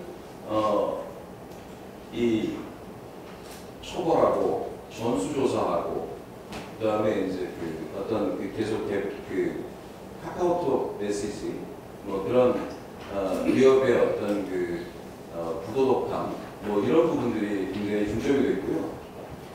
그러다가 이제 4월 한 22일께 되면은 또 이제 기사가 좀 다시 또 많이 나옵니다. 그래서 보니까 이제 제3의 중개기관이라고 하는 오늘 앞발제에서도 이야기가 있었습니다만은 자가 측정, 셀프 측정 이거를 좀 개선해야 한다라는 국회 부의장님 이제 말씀도 계시고, 그리고 이제 또 이 공장장 특유의 사과가 잠깐 있었는데 이건 별로 중요하지 않더라고요. 그리고 이제 22일에서 23일 보면은 이제 환경부 차원의 이제 어떤 대책들, 그 다음에 전라남도에서 민간 거버넌스 구축에 대한 어떤 대책 마련, 이런 부분들이 이제 좀 나오다가, 그 다음에 이제 조금 더 지나면 이제 장관님이 이제 환경부 장관님이 이제 뭔가 이렇게 대안을 이제 말씀을 하시고, 한 보름 걸렸죠. 4월 17일에 사건이 벌어지고, 그런 대책이 나오는데 한 보름, 2주 정도 소요된 것 같습니다. 근데 그 사이에 뭐가 있었냐면 이제 뒤에서 잠깐 또 말씀드리겠지만 과태료를 이제 사업장이 맞는데 200만 원 맞았다는 거죠. 500만 원 한도인데 처음인 200만 원 맞게 돼서 또 국민적인 또 이제 이게 말이 되냐 하는 그런 기사들이 잠깐 또 일어나고, 그 이후로 이제 넘어가면서 이제 여기 보시면은 또 잠깐 이 이슈가 좀 돼가고 있는 부분들이 뭐냐면, 거버넌스 구축은 있는데 산단 주민들 규탄 집회 그리고 이게 확산된다 이런 이제 기사들이 또 좀 나옵니다. 그리고 이제 지금 제가 이제 전주까지 조금 조사를 해봤는데 여기 정의당에서 이제 대책위 만들어서 5가지 제안들. 그러니까 그리고 이제 뒤쪽에 가면 이제 결국 이제 압수수색 이야기가 나오고 새로운 사건, 새로운 어떤 사업장들이 나오는 그런 대략의 흐름을 지금 이제 보이고 있었습니다. 그래서 이제 조금 어떤 의견들이 구체적으로 나왔는지 좀 조사를 해봤어요. 역시 사건 발생 초기에는 지금 이게 붉은색으로 표시한 것들이 이제 조금 그러니까 문제에 대해서 뭔가 이렇게 좀 부정적인, 이걸 어떻게, 문제가 뭔가, 뭐 이런 부분에 대한 초점이라고 보시면 좋겠는데요. 이게 결국 뭐 조작, 분노, 엄벌, 그 다음에 의심. 이제 의심은 이제 전국적으로 확산이 됩니다. 충북도에서도 의심이 나오고, 울산시에서도 의심이 나오고, 그 다음에 이제 그런 부분들이 있고요. 그 다음에 이제 그런 지방정부나 정치권에서는 뭐 이런 특위, 그 다음에 거버넌스. 근데 여기에서도 보면은 아까 이제 자가식적 면제시설에 대한 문제를 제기하는 경우들이 보이죠. 조금씩 교류하면서는 조금 문제를 조금 이제 구체화하는 그런 부분들이 보이기 시작을 하고는 있습니다. 그 다음에 이제 신창현 의원님은 뭐 징벌적 보상제, 뭐 이런 부분들. 그래서 이제 주로 어떤 거는 이제 상호종 전수조사 뭐 이런 얘기도 있고요. 그래서 지금 이제 어떤 사람들, 우리가 이해당사자들 의식의 흐름을 지금 이제 한번 보려고 하는 건데요. 근데 이제 여기에 한 줄을 쓴 게 뭐냐면 배출사업장의 주장이에요. 배출 조작 라인은 자가 측정 의무가 없는데 관리 차원에서 측정한 것으로 조작할 이유가 없어요. 이런 기사도 한 줄이 있더라고요. 그리고 이제 중간쯤 가면은 주로 이제 어떤 얘기들이 나오냐면 되게 이제 대책들이 수립이 됩니다. 민간거버넌스 구축을 해야 되고 여수 같은 경우는 대기질 조사하고 그 다음에 어떤 환경 영향, 건강 영향 평가 하여야 하겠다. 근데 공통적으로 등장하는 것은 전수조사, 확대 뭐 이런 이야기들이 그리고 이제 잘못한 부분에 대한 처벌 뭐 그런 이야기들이 이제 나오게 있죠. 그래서 이제 적색과 그다음에 뭐 기자회견 하나 있었고 아까 이제 잠깐 보신 게 한 가지입니다. 그다음에 이제 뭐 특별단속 처벌 강화 뭐 아직도 이제 중간쯤 됐음에도 불구하고 이 사건을 바라보는 시각은 화가 나는 거죠. 화가 많이 나는 상황입니다. 그리고 이제 그리고 이제 최근까지도 이제 최근에 오면 장관께서 간담회 출제를 해서 뭐 이런저런 이야기를 하시는데 여기 환경부 개선 대책으로 나와 있는 것 중에 또 조금 재미있는 게 뭐냐면 측정 대행 업체의 업무가 좀 과중한 실태를 개선해야 되겠다. 그래서 뭐 이런 얘기가 하나 이제 중간에 나오고 제가 이제 총색으로 한 부분 이야기는 조금 이제 문제에 실체에 좀 더 접근하는 거 아닌가 하는 의견을 드리는 것입니다. 그리고 이제 관리 감독을 강화하고 결과 공개를 좀 의무화해야 되겠다. 뭐 이런 이야기가 나오고. 근데 아직도 반은 나 있습니다. 여론은 아직도 반은 나 있죠. 그래서 여기 보면은 민간 거버넌스 구축을 하는데 사실 거버넌스를 구축을 하면서 이해 당사자한테 당신은 참고인입니다. 이해 당사자 협의대상 자격을 부여하지 않아요. 그러니까 이건 뭐냐면 아직도 조금 문제를 바라보는 시각이 화가 나 있다. 뭐 아직 이제 이런 부분이 있는 것 같습니다. 그래서 이제 하나씩 좀 정리를 해봤어요. 환경단체의 생각은 어떨까? 근데 여기 이제 여러 이야기들을 하십니다. 환경단체는 비교적 다양한 의견을 담으려고 하세요. 근데 뭐 내용은 이제 보시면 알겠지만 어떤 부분은 뭐 굉장히 수도권 총량제라든가 배출오염 기준 강화 문제라든가 그다음에 TMS 자료 공개 다양한 어떤 구체화된 의견을 주시는 경우도 있고 조금 더 이제 포괄적인 정부와 지자체의 책임 문제. 사실 이 사건에 있어서 화가 나 있는 건 맞는데 그러면 누가 가장 화를 많이 내게 했을까? 뭐 이런 생각을 해볼 수 있을 것 같아요. 근데 아무도 이 문제에 대해서 나는 잘못이 없다라고 얘기할 수 있지 않은 부분도 분명히 존재합니다. 그래서 이제 그런 부분들에 대한 이제 의견들이 좀 나오는 것 같아요. 환경정의에서도 말씀하시고, 그다음에 개별 울산 청주에서는 이제 자기 구역에 자가 측정 전수조사 축구를 하세요. 그리고 자꾸 이제 공개하라. 그리고 제가 사실은 재단에서도 이제 지금 이사장님이랑 다녀오셨는데 이게 제가 빼먹었더라고요. 그래서 하는데 결국 진상조사단이라고 하는 이야기가 이제 사실 사건 초기쯤에 나왔습니다. 근데 여기 뭐 국정조사 필요하다 이런 얘기도 나오고요. 근데 이제 요 대목에서 이제 그 정리해서 말씀을 드릴 수 있는 건 그런 것 같습니다. 국민들이 분노하고 진짜 문제가 있는데 그럼 진짜 문제가 뭐냐? 뭔가 그 구조적으로 해결해야 되는 문제라든가 데이터를 가지고 확인해야 되는 문제라든가 뭐 이런 부분에 대한 좀 심층적인 조사가 필요한 경우는 많거든요. 근데 지금까지 어떤 그 우리가 보도라고 하는 것만 가지고 보면 조금 화가 나 있다라고 하는 쪽에 좀 치우쳐 있던 것은 아닌가. 또 이제 파견부 정부의 의식은 뭐냐면은 뭐 그런 부분이 많이 있다 보니까 아무튼 제도 개선을 하겠다. 근데 이거는 좀 뒤에 얘기 되겠고요. 당장 보이는 것은 이제 촘촘한 감시망, TMS 확대, 뭐 원격 측정, 뭐 이런 부분에 대한 이야기가 되고 제3의 중개기관 이야기가 나옵니다. 여수시는 이제 그 직접적인 부분이 되다 보니까 특별정보이라든가 뭐 이런 얘기들이 그 지금 작성된 부분을 이제 이야기해 줍니다. 근데 여기서 재밌는 거는 중앙정부하고 지방정부가 서로 이제 그 추정 권한에 대한 이 부분에 대한 또 이야기가 좀 있습니다. 환경부에서 지금 이제 아까 1종에서 또 5종까지 중에 대형사업장 1종은 지금 그 관리를 중앙정부가 하도록 지금 되어 있거든요. 그러니까 통합허가라고 하는 걸 가지고 중앙정부가 가져왔기 때문에 지방정부는 3, 4, 5종밖에 지금 이제 관리 권한이 없죠. 그러니까 그런 부분에 대한 이야기가 다 조금 나오기도 하고. 그래서 이제 그럼에도 궁금한 점들이라고 하는 거를 이제 한번 생각해봤습니다. 사업자들은 왜 그런 행동을 했을까에 대한 의문입니다. LG화학에서는 VCM 측정제로 조작을 좀 심하게 했거든요. 물론 이제 배출부가 좀 문제는 이제 별도로 치더라고요.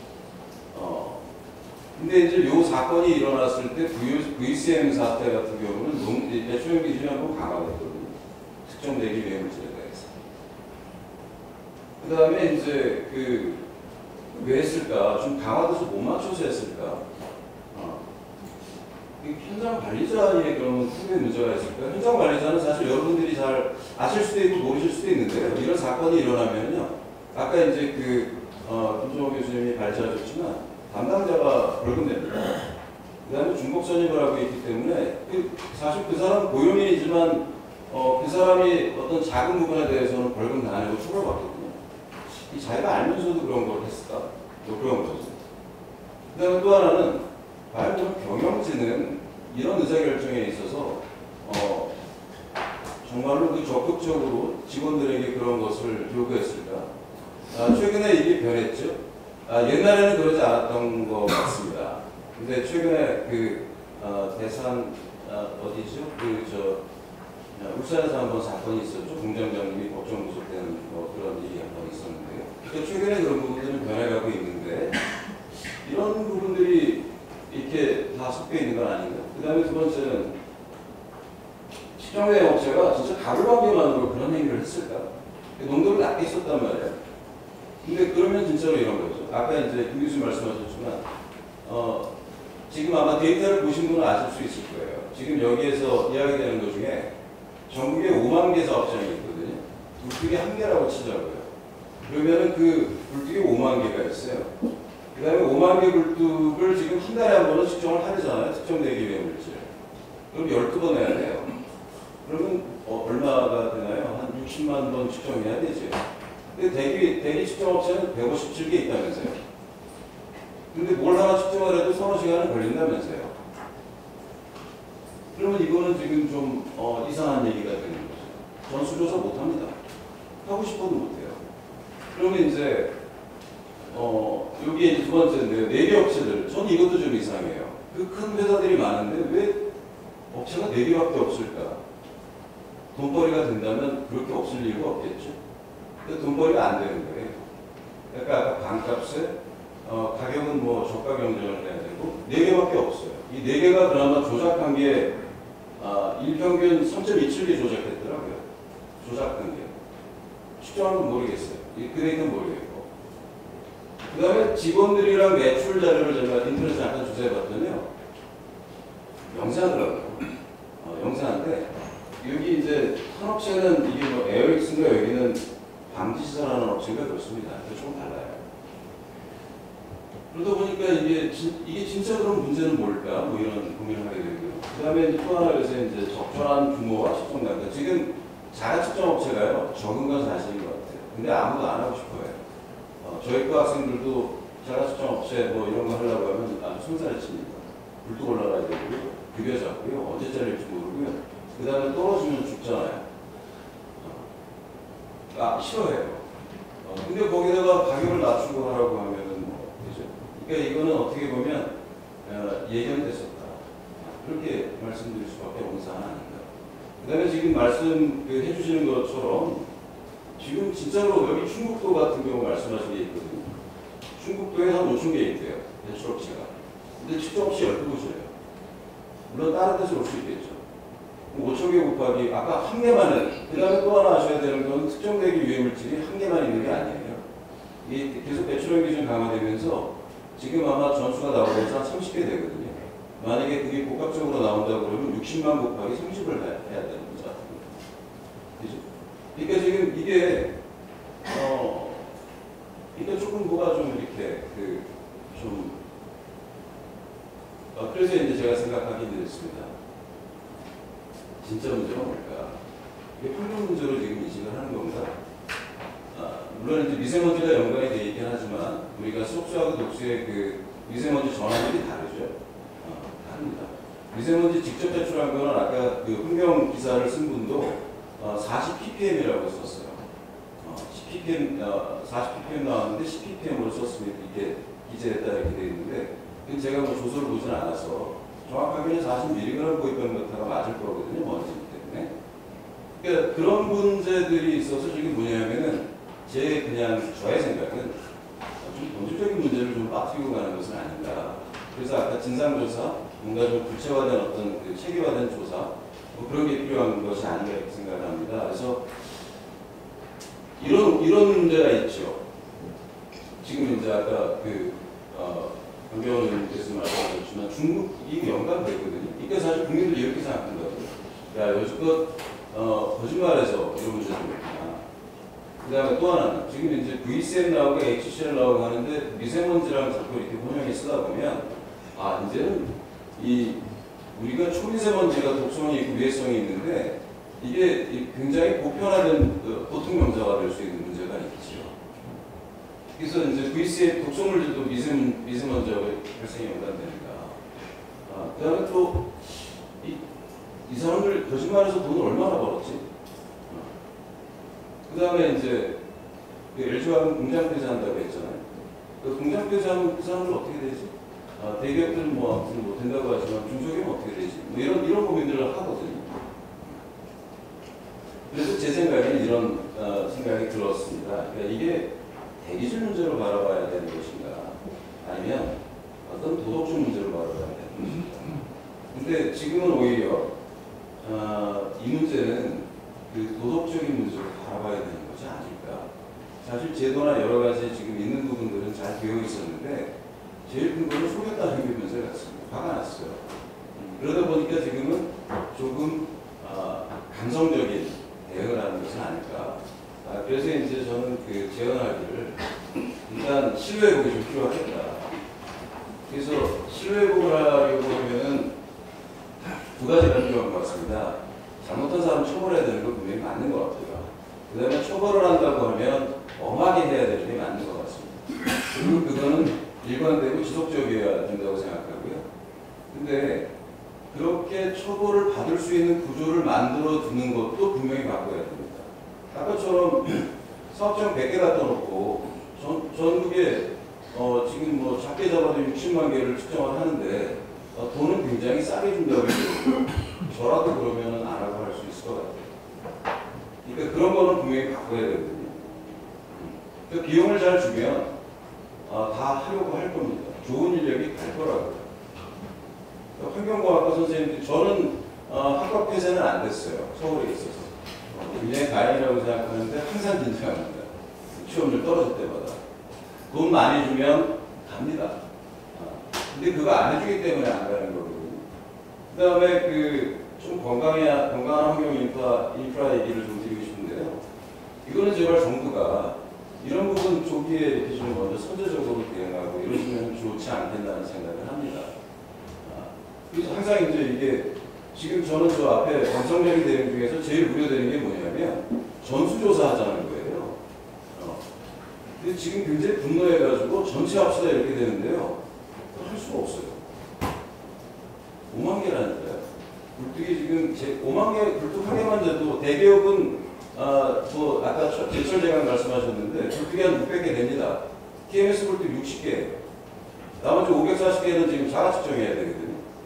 근데 거기다가 만약에 TMS를 확대한다라고 하는 것도 사실 좀 보면 되는데, 그러니까 이게 지금 우리가 숫자라든가 뭔가 구조적인 그런 고찰을 하지 않으면 이게 이제 감성적인 문제에 대해서 굉장히 감성적 대안을 내놓고 아까 맨 앞에 보신 것처럼 시간이 지나서 흐지부지 되는 것은 아닐까 그런 우려가 좀 들고요. 그래서 정부하고 국회에서는 이제 이 거버넌스나 여러 가지 말씀을 하시지만 조금 화해하고 사업자는 데이터를 제발 좀 공개하고 오픈하고 그리고 또 주민들이나 뭐 관계자들은 또 같이 좀 협력해서 지역의 문제를 풀어가는. 그래서 뭐 이게 제목이 좀 이게 차용을 하다 보니까 좀 어색하긴 한데요. 공과대학 선생이 하기에는 좀 안 맞는 말인데 뭐 화해하고 치유해서 좀 신뢰가 좀 회복이 돼서 예측 가능한 사회를 살았으면 좋지 않을까 하는 말씀을 마지막으로 드리고 발전을 마치겠습니다. 순서는 제가 앉아있는 자리 오른쪽부터 해서 황수성 정책관님, 권민 과장님, 지연영 국장님, 죄송합니다. 권민 과장님, 박종일 과장님, 지연영 국장님, 이전 국장님, 그리고 맨 마지막에 김법정 처장님 그 순서로 진행하도록 하겠습니다. 지정 토론은 5분씩 시간을 좀 지켜주셨으면 좋겠습니다. 자, 그럼 제일 먼저 황수성 정책관님 토론 부탁드립니다. 네, 산업부의 황수성 국장입니다. 우리 저희 제일 전문가인 환경부 그다음에 국가기후 환경회의 지금 근무하시는 김법정 사무처장님이 먼저 하실 줄 알았더니만 제일 마지막에 한데 제가 무슨 말씀을 드려야 될지 좀 당황스러운데요. 사실 오늘 이제 주제가 이제 산업체 사업장 미세먼지 관련된 이슈인데 뭐 잘 아시겠지만 그동안 이 사업장 분야가 우리 미세먼지 배출에 가장 큰 비중을 차지하는 분야임에도 불구하고 주로 이제 환경부 중심으로 이제 주로 이제 측정이라든가 관리라든가 거의 이제 환경부 중심이라 환경부 단독으로 해왔다고 틀이 없을 것 같습니다. 산업부나 또 이제 사업장을 관리한다고 할까요? 아니면 관련되는 중기부 뭐 이런 역할은 거의 그동안에 없었다 이렇게 이제 솔직히 말씀드리겠고요. 뭐 그게 저도 이제 사실 이 자리에 온 지 지금 2달이 채 안 됐는데 와서 보니까 이제 그런 현실에 대해서 좀 굉장히 좀 의아해하고 좀 뭐 여러 가지 좀 반성도 하게 됩니다. 그래서 어쨌든 지금 오늘 뭐 여러 앞서 두 분의 이제 좋은 발제가 있었지만 보시면 이제 큰 대기업들이 이제 그런 어떤 배출 조작 뭐 이런 걸 한다고 하는데 그럼 그 밑에 있는 중소 중견기업 같은 경우는 더 어떨까 뭐 이런 또 걱정도 많이 되고요. 그래서 발제하신 두 분이 여러 이제 좋은 대안들도 많이 말씀해 주시는데 저희가 봤을 때는 미세먼지가 뭐 앞서 우리 두 분의 위원님뿐만 아니라 우리 최율 사무총장님 말씀하셨지만 이게 국가적인 어떤 재난 수준의 이슈이기 때문에 보다 좀 정부의 적극적인 역할, 투자 이런 게 좀 필요하지 않을까 이런 생각은 갖고 있습니다. 그래갖고 이번에 뭐 추경을 통해서 긴급하게 뭐 편성을 했지만 그보다는 더 과감한 어떤 예산 지원 같은 게 좀 필요하지 않나 이런 생각이 들고요. 특히 정확한 측정 관리가 돼야지만 뭐 그 다음에 어떤 그 처방이 있을 거라서 이 사업장 부분에 특히 중소 중견기업을 중심으로 한 사업장 부분에 정확한 측정이 되기 위한 어떤 TMS라든가 아니면 뭐 IoT 센서 등을 활용한 어떤 첨단 기법이라든가 이런 거를 정부가 뭐 100% 지원을 해주자는 그런 얘기는 아니고 지금보다는 좀 확대해서 정부 지자체 그다음에 사업장이 같이 그런 어떤 아까 오늘 교수님 말씀하시는데 건강한 인프라를 좀 구축하는데 좀 먼저 제일 첫 번째 좀 해야 되지 않나 이런 생각이 듭니다. 그런 차원에서 뭐 정부 예산 투자 같은 게 좀 더 확대되길 기대하고요. 또 하나는 이제 저희가 생각해 볼 수 있는 거는 미세먼지뿐만이 아니라 여러 가지 이제 대기 오염물질 이제 부담금 같은 걸 좀 이제 겪고 있는데 물론 그 규모는 크진 않은 걸로 알고 있습니다. 연간 이제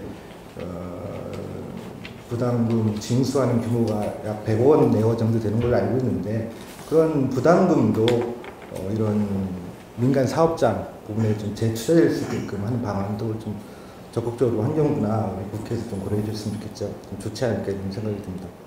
두 번째는 이제 실제 이제 사업장 특히 이제 기업체에서 이 환경 문제를 이제 어떤 사회적 책임 또 이렇게 지속가능 어떤 발전 성장을 위해서 굉장히 중요한 이슈로 생각하기 위해서는 그 CEO의 마인드 또 뭐 그쪽에 이제 사업장에 있는 분들의 마인드 측면이 굉장히 중요하다고 생각되고요. 그리고 교육 뭐 어떤 훈련 인식 제고 이런 측면을 좀 더 역시 마찬가지로 정부가 좀 많이 해줬으면 좋겠고요. 특히 지금도 제가 알기로는 이제 환경부를 중심으로 해서 일부 그런 지원 사업이 있는 걸 알고 있는데 굉장히 현실에 비해서는 굉장히 미약하고 규모가 적은 것 같습니다. 그리고 앞서 말씀드린 대로 환경부가 뭐 전체적인 총괄을 하더라도 또 사업장하고 직접적으로 관련되는 산업부, 중기부, 또 실제 관리를 담당하고 있는 지자체까지 포함을 해서 같이 좀 협업해서 이러한 어떤 교육이라든가 어떤 인식 제고 이런 측면을 좀 보다 확산할 수 있는 조기에 좀 확산할 수 있는 그런 게 좀 있었으면 좋겠고요.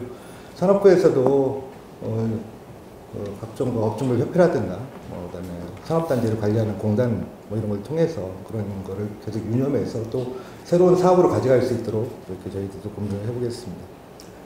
그다음에 이제 그 특정 대행 업체 관련돼서 뭐 갑을 관계다 또 뭐 적과 과당 경쟁 이런 얘기가 많이 있었고 그거를 좀 구조적으로 좀 해결해야 되는 게 필요하지 않냐 이런 이제 발제 내용들이 있었는데요. 두 분 뭐 공이 비슷한 제안을 해주신 것 같은데 실제 사업장하고 특정 대행 업체가 다이렉트로 연결되는 그러니까 수요자하고 공급자가 다이렉트로 연결되는 그런 구조보다는 정부 아니면 지방환경청 아니면 뭐 환경 관련된 어떤 공공기관이라든지 중간에서 어떤 브릿지 역할을 해줘갖고 이런 정당한 가격과 그다음에 저가 과당 경쟁이 이루어지지 않게끔 하는 그런 어떤 시스템 같은 것도 좀 필요하지 않나 이런 생각이 들고요. 마지막으로는 어쨌든 제가 앞서 말씀드렸지만 이쪽 분야 온지 이제 2개월 채 안 됐는데 그동안에 이제 미세먼지 관련해서는 산업부가 큰 역할을 그렇게 못해온 걸로 지금 평가합니다. 다만 이제 그 발전 파트는 잘 아시겠지만 우리나라 전체 미세먼지 발전량이 약 15%가 채 안 되거든요. 사업장이 뭐 38%, 40% 나오는 데 비해서. 근데 발전 파트는 산업부가 많은 역할을 해온 걸 아는데 이 산업 분야는 좀 미약한 것 같은데 어쨌든 오늘 계기로 많이 듣고 배우고 해서 추후에 산업부가 미세먼지, 특히 사업장 분야 미세먼지 관련해서는 적극적인 역할을 하도록 그렇게 하겠습니다. 네, 감사합니다. 네, 감사합니다. 자, 두 번째 지정 토론으로 넘어가겠습니다. 서울시의 권민 과장님. 예, 서울시 대기현실과장입니다. 네, 오늘 교수님 발표를 들으니 그동안 평소에 느끼던 겁니다만 저희 대기실 관리 문제가 항상 총론이나 당이나 이론은 좀 앞서가는데 실제 필요한 강론에 대한 거, 꼼꼼한 관리 부분은 사실 많이 부족한 게 있었구나 하는 생각을 하게 됩니다. 사실 저희가 미세먼지 때문에 서울시도 뭔가 대책들을 좀 하고 있는데요. 제가 뭐 미세먼지 고농도가 되면 뭐 이제 비상조치뿐만 아니라 미세먼지 시즌제도 고려하겠다라는 걸 보고 있고요. 요 배출시설 관련한 관리와 연계해서는 뭐 서울시는 주로 뭐 교통 관련한 뭐 시즌제 대책들이 나오고 있습니다만은 배출시설을 관리하는 규제 농도나 부가금이나 이런 것들을 정할 때도 미세먼지 시즌, 제가 보통 뭐 12월에서 3월 정도로 생각하고 있는데 이 기간 중에 대해서는 좀 더 기준을 뭐 가중치를 더 세게 둬서 겨울 재난 분출에 배출하는 것을 상대적으로 억제하는 방향에서 배출 시설에 대한 시즌 대제 쪽으로도 한번 좀 고려해봐야 되지 않나 생각했습니다. 그래도 저희 서울시하고 환경부와 함께 미세먼지 시즌제 고민을 하고 있는데 이런 부분도 좀 포함을 시켜야 된다고 보고 있고요. 서울시가 좀 이렇게 산업 시설이 많지 않다 보니까 사실 서울에는 배출시설, 대기배출시설이 한 2,000여 개 됩니다. 대부분 조그만 거고 1, 2, 3종에 해당되는 게 한 38개 정도밖에 없고 실제 TMS 된 것도 24개 정도밖에 되지 않습니다. 하지만 생활 주변에서 시민분들이 불편을 느끼는 시설들은 꽤 밀집되어 있기 때문에 시민 불편을 해소하고 꼼꼼하게 관리한다는 차원에서 이런 배출시설들에 대한 관리는 서울시도 꼭 해야 된다는 생각을 가지고 있습니다. 최근에 서울시가 발표한 생활권 미세먼지 꼼꼼하게 관리하겠다는 대책들도 결국은 이런 데서 개를 같이 하는 거고요. 근데 서울에 있는 이런 배출시설들은 좀 특성이 있는 것 같습니다. 이런 2,000여 개 되는 대부분의 대기 배출시설들이 대부분 보일러가 대부분이고요. 그다음에 주요 건물에 있는 보일러고 그 외에는 도장이나 도금 시설들이 배출시설에 해당됩니다. 그래서 도장, 도금 같은 시설들은 소규모 배출시설에 대한 방제설을 설치하는 것을 지원해주는 사업들을 통해서 많이 줄여나갈 수 있을 것으로 보이고요. 이번에 정부 측에도 포함이 되어 있고 서울시 측에도 포함이 되어 있습니다.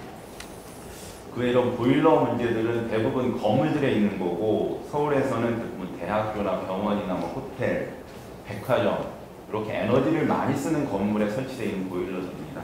어떻게 보면 서울에서 이런 미세먼지 배출 시설들에서 나오는 걸 줄이는 거는 기존의 에너지 효율화 정책 그리고 온실가스를 저감하는 정책들하고 사실 같이 가는 거고요. 다행히 서울시는 같은 조직 내에서 이것들을 관리하게 돼 있기 때문에 물론 관리하는 법이나 부처는 다르지만 서울시는 좀 종합적으로 관리하는 것이 행정의 효율성도 있지 않을까 생각을 하고 있습니다.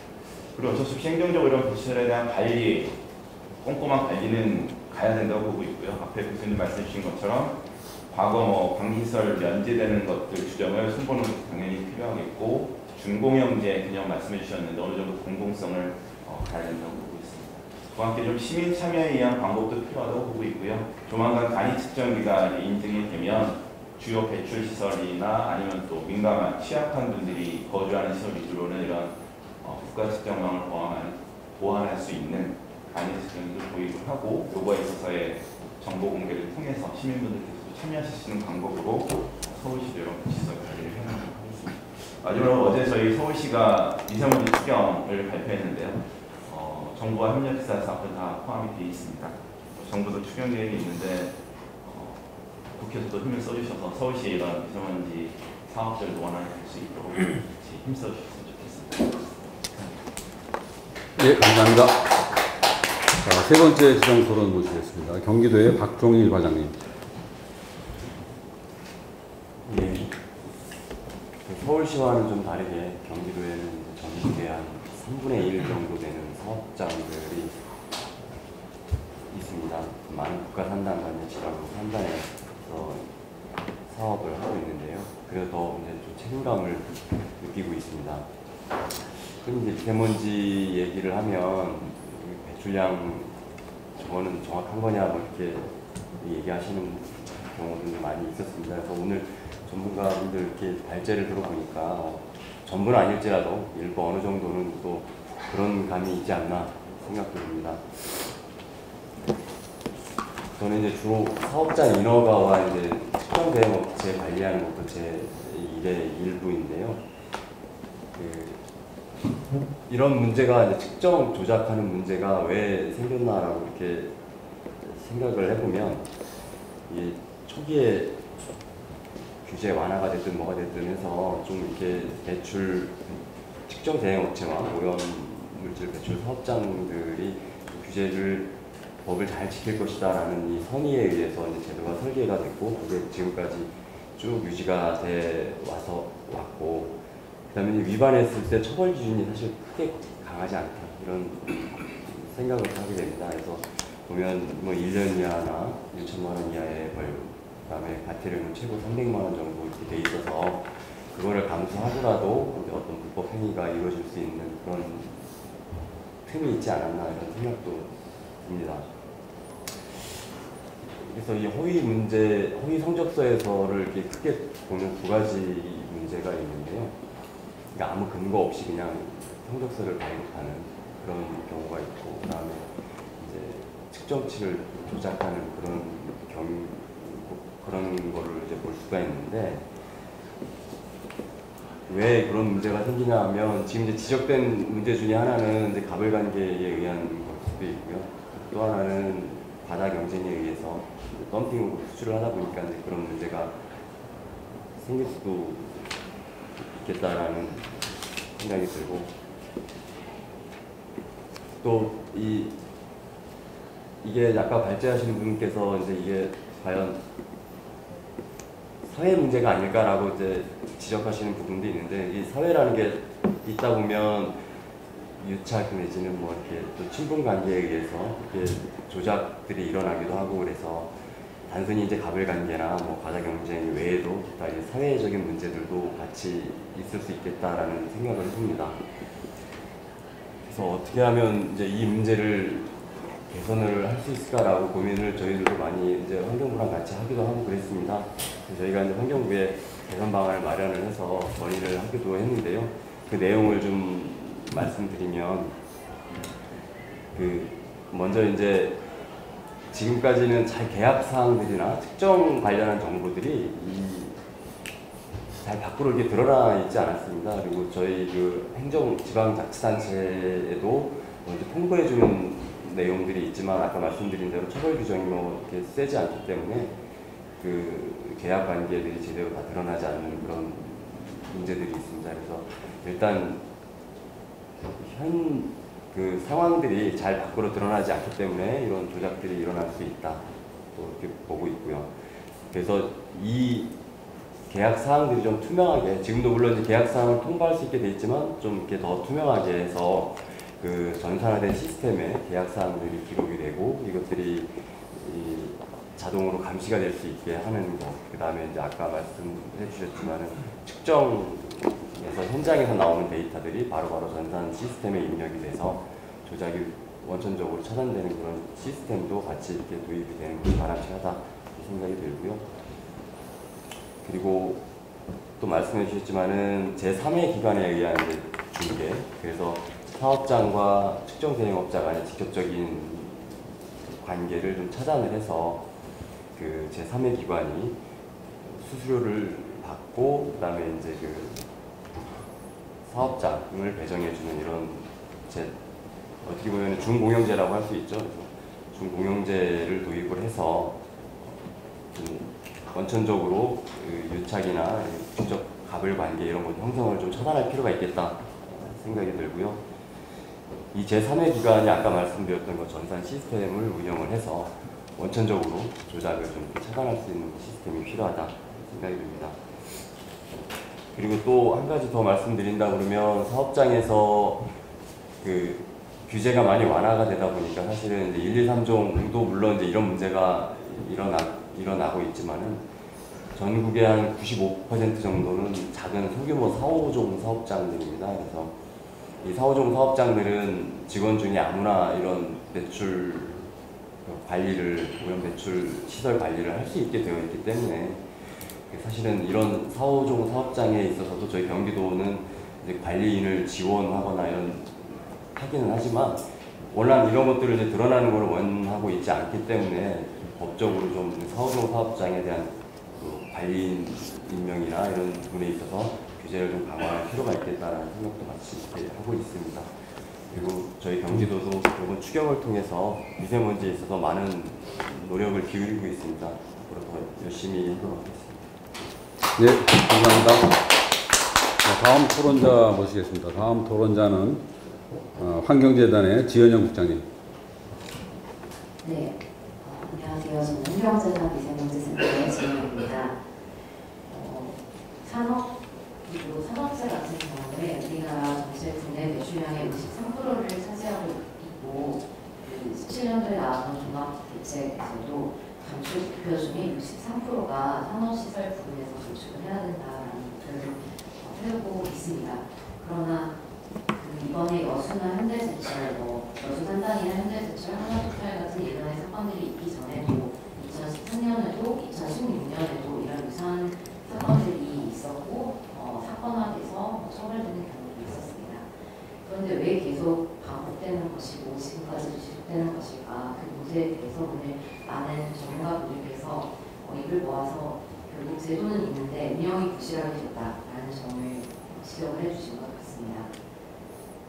그래서 저는 각 섹터별로 어떤 부분이 좀 문제인지 생각을 해보았습니다. 먼저 정부 같은 측면에서는 우리나라의 경우 물질별이나 시설별로 환경부, 과학원, 환경공단, 광역기초지자체 다 관리 체제가 다 분산이 되어 있습니다. 그래서 자꾸 관리가 소홀해지고 또 책임을 회피하는 그런 구조로 운영될 수 있는 여지가 있겠다라는 생각을 했습니다. 실제로도 부실 수행이 방치되는 케이스들이 많이 이제 적발이 되기도 했는데요. 예를 들어서 특정 대형 업체에서 아까 말씀해주신 대로 대기 분야 기술 인력이 없어서 수질이나 악취 분야 인력이 가서 측정을 하는 그런 케이스도 있었고, 나는 측정하러 나갔다라고 했지만 실제로 업무 일치나 차량 운행 일치를 보면은 대기 측정 기록과 일치하지 않는 그런 사건들도 있었습니다. 그리고 배출 시설은 끄고 방지 시설만 킨 채로 측정을 하는 그런 케이스들도 있었습니다. 이렇게 위법적인 사안들이 있음에도 안일하게 관리가 되는 부분에 있어서 정부에서 앞으로 충분한 인력을 배치하고 엄격하게 집행을 하는 부분이 필요할 거다라고 생각이 듭니다. 그리고 대행업체의 측면에서는 많이 이제 지적을 해주셨던 부분대로 부착되는 계약 구조가 이제 문제인 것 같습니다. 이 부분에 대해서 저희가 여수 산단에 방문해서 기업들의 질문을 던졌었습니다. 이게 꼭 직접 계약 구조로만 돼야지 될 수 있는 실무적인 문제가 있느냐라고 했을 때 기업들조차도 그렇지는 않다라고 답변을 했습니다. 그래서 반드시 준공영화 제도가 빠른 시일에 도입되어야 한다라고 생각을 합니다.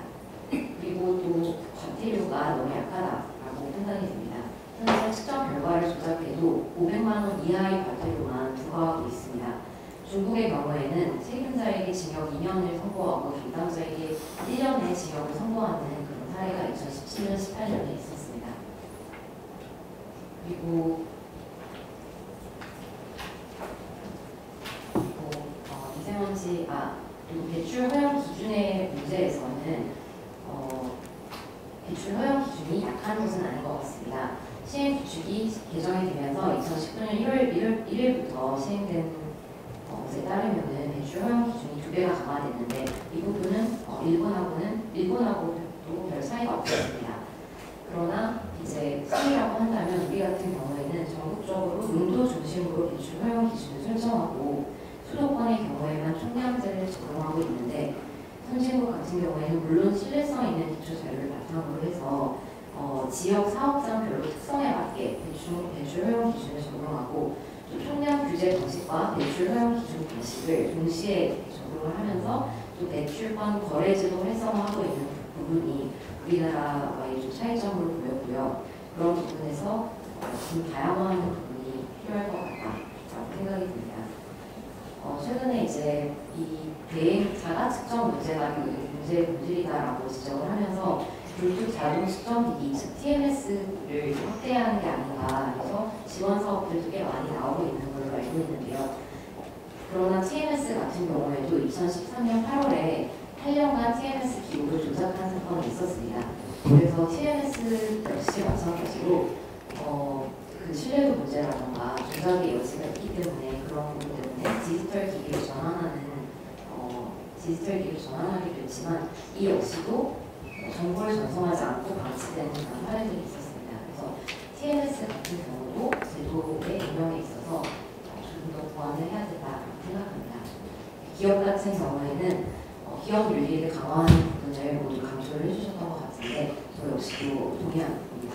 텍사스 같은 경우에는 사전 사후 신고를 유도하는 기업에게 유도를 하고 이런 부분을 지키지 않았을 때 굉장히 강력한 규제를 해서 그 기업이 손실을 볼 수 있도록 있도록 실질적인 효시를 볼 수 있도록 유도하고 있고, 또 사전 사후 신고가 된 것을 일반에 공개해서 사람들이 이 업체가 이렇게 많은 그 대출을 하는구나라는 것을 알 수 있게 하고 있다고 합니다. 그래서 이제 스스로 저감 시설을 개발하고 가능하면 대출을 줄일 수 있게 유도하는 그런 방식들이 있는데 참고를 할 수 있다고 생각합니다. 마지막으로 저희가 여수상담 방문을 했을 때 만든 현수막에 쓴 그 문구가 당신의 자녀도 대출 조작한 당신의 자녀도 숨을 못 쉰다라는 것이었습니다.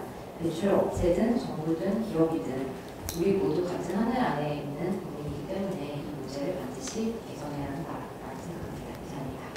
네, 감사합니다. 네, 다음 환경운동연합의 이지연 부장님. 네, 환경운동연합 에너지국의 이지연이라고 합니다.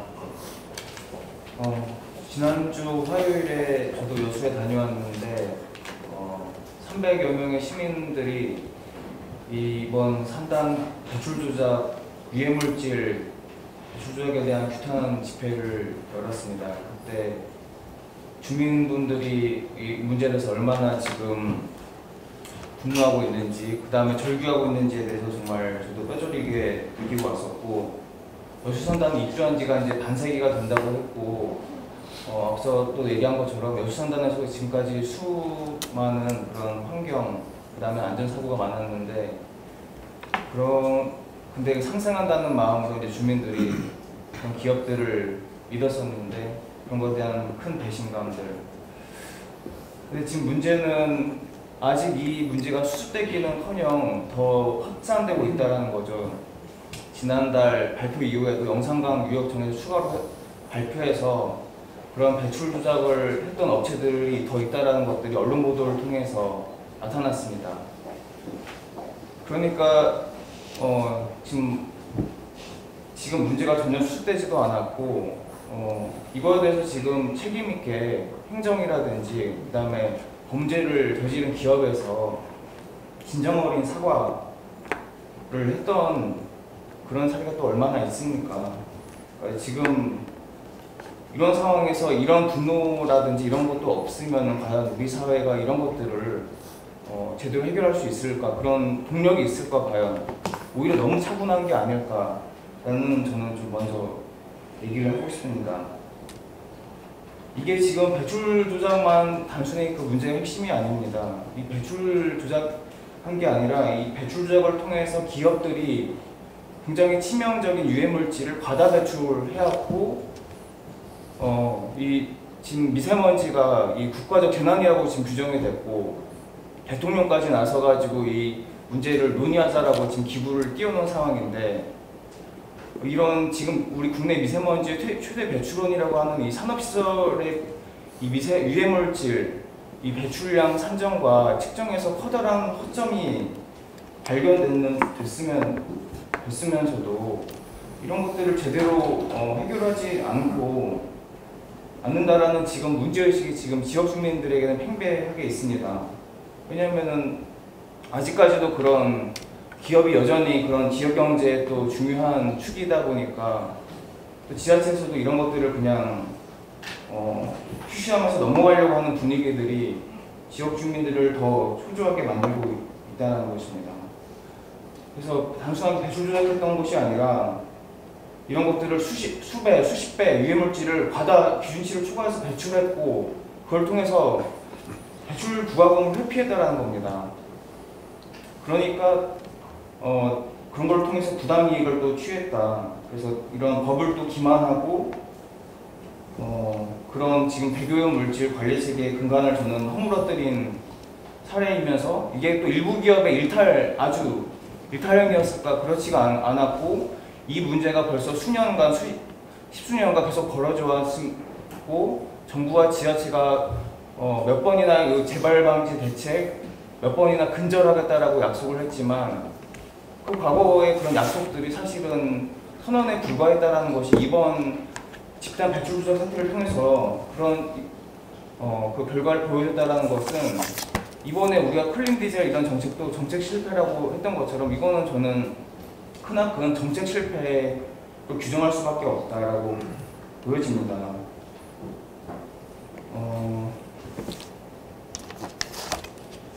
그래서 지금 우리 오늘의 논의의 중점에는 자가 측정 제도가 있는데 취지는 어쨌든 기업체 스스로가 이 유해물질에 대해서 스스로 측정하고 보고하도록 하는 제도죠.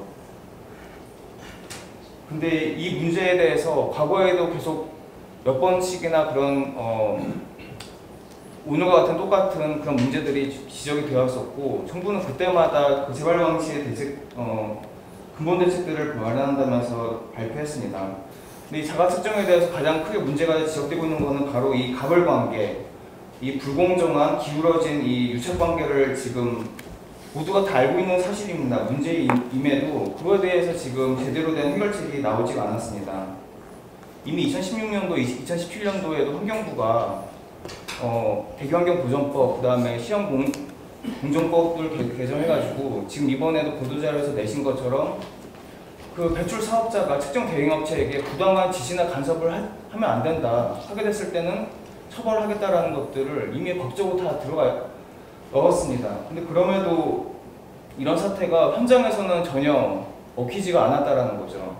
결국에 그 제도 문구는 들어갔지만 그런 것들이 사실상 선언적인 조치에 불과했고 현장에서 작동하도록 하는 근본적인 조치가 취해지지 않았다라는 건데, 또 거꾸로 올라가면은 이걸 대교육에 관련된 법정 계획인 2015년도에 수립됐던 제2차 대기환경 개선 종합계획에서도 이미 이런 문제를 알고서 자가측정 신뢰성 제고를 정책과제로 삼았고, 이 특정 분석 결과 허위 작성 방지를 위하여 실효 채취 및 시험 분석 자료를 실시간 입력하는 방안 등 이런 관리 시스템을 구축했다고 이미 방안을 발표했습니다. 이번에 환경부가 하겠다라고 하는 IoT를 해가지고 실시간 자료를 입력하는 방안들, 이런 내용들이 이미 다 2015년도에도 이미 이런 법정 계획에서도 다 나왔던 건데, 그런 것들이 몇 년 동안 지금까지 시행이 안 됐고 그런 것들이 계속 굶으면서 이번 사태로 터진 거죠. 그래서 저 중요한 거는 지금 불평등한 가불관계를 해줘야 되는데 이런 것들이 지금 근절되지가 않았다는 것이고요. 아까 그 가불관계가 그러면 왜 해소되지 않을까? 그 처벌에 있어서도 두 가지 측면으로 제가 좀 요약을 드리면은 조금 정리해 주세요. 네네. 한 가지는 그 유착 구조, 그 처벌 수준을 봤을 때도 그게 고르지가 않습니다. 오히려 우리가 그럼 가불관계라고 했을 때 배출업체가 갑, 특정 대행업체가 을이라고 한다면은 그러면은 그 갑이 부당한 지시를 하고 더 큰 책임을 진다고 인식을 하면서도 처벌 규정에서는 특정 그 배출업자에 대해서는 최대 과태료 500만 원 최대액인데요. 특정 대행업체에 대해서는 1년 이하의 징역 1천만 원 이하의 벌금 이런 식으로 되어 있습니다. 이미 처벌 규정에서도 유착 구조와는 이게 거꾸로 지금 이렇게 되어 있다는 것이고요. 마지막으로 저는 그래서 두 가지 정도 이게 지금 빙산의 일각에 이제 불과하고 철저한 이제 조사를 할 필요가 이제 있을 것 같고, 감사원에서도 이제 같은 날 발표를 하면서 단 1개월 동안 10여 명의 감사 인력을 통해서 54건의 그런 감사 지적사항을 지적했습니다. 지금도 이제 진행하고 있는데 과연 이런 것들이 진상이 빙산의 일각이 얼마나 파헤쳐질지는 좀 저도 아직은 의구심이 남는데, 두 가지 약속돼야 될 부분은 앞서 계속 많은 분들이 얘기해 주신 것처럼 이런 가불관계를 구조적으로 개혁할 수 있는 근본적인 방안이 마련돼야 되는데, 준공공재 수준이 아니라 공공이 이 부분에 대해서 자가측정에 대해서 책임질 수 있는 그런 구조를 만들어야 될 테고요. 두 번째는 지금까지 그 기업들이 적발될 거를 감안하더라도 이렇게 배출 조작을 감행했다는 것은 처벌 규정이 약해 왔던 측면이 있었다고 봅니다. 그래서 손방망이 이런 수준에 해당하는 이런 처벌 수준을 대폭적으로 강화해가지고 법의 기관을 바로 세우고 이런 배출 조작에 대해서 이거를 중대 범죄로 좀 규정하고 단호하게 처벌할 수 있는 규정이 강화되어야 될 것으로 의견을 드립니다. 예, 감사합니다. 자, 이제 마지막 규정 토론자로 우리 김법정 사무처장님을 모시겠습니다. 우리 김법정 처장님을 맨 마지막에 모신 거는 다 아시겠지만 얼마 전까지 대기국장으로 계셨기 때문에 하실 말씀이 많을 것 같아서 제일 마지막으로 부탁을 드렸습니다. 예, 부탁합니다. 감사합니다. 제가 늘 토론회 가면 새롭게 배우는 게 많은 것 같고 특히 늘 또 이 시간적인 압박에 쫓기는 것 같습니다. 오늘 그 토론회는 굉장히 시적절한 우리 사회가 지금 가장 해결해야 될 미세먼지 부분에 가장 중요한 과제 같습니다.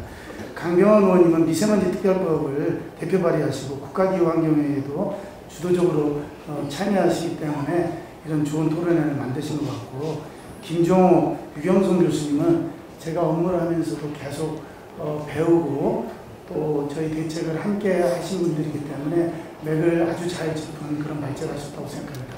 저는 크게 두 가지 파트로 말씀을 드리고 싶습니다. 하나는 미세먼지 대책에서 우리가 정말로 해야 할 과제 3가지 정도, 그 다음에 오늘 이슈와 관련된 사업장 관리를 어떻게 해야 되는지를 아주 짤막하게 말씀드리겠습니다. 국민들이 미세먼지에 대해서 불만을 가지고 있고 정부를 불신하고 있는 것은 3가지 정도의 큰 내용들이 있는 것 같습니다. 첫 번째는 오늘하고도 관련이 있지만 미세먼지가 도대체 어디서 얼마만큼 배출되는지 그거에 대해서 제대로 알지도 못하면서 무슨 대책을 하고 있느냐.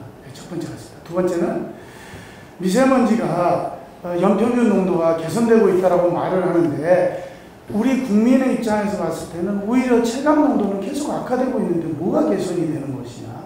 세 번째는 중국이 문제고 이렇게 중국에서 미세먼지가 70, 80 나온다고 하는데 중국에는 저자세라면서 애꿎은 국내의 업체들만 잡고 있는 거 아니냐 이런 얘기 같습니다.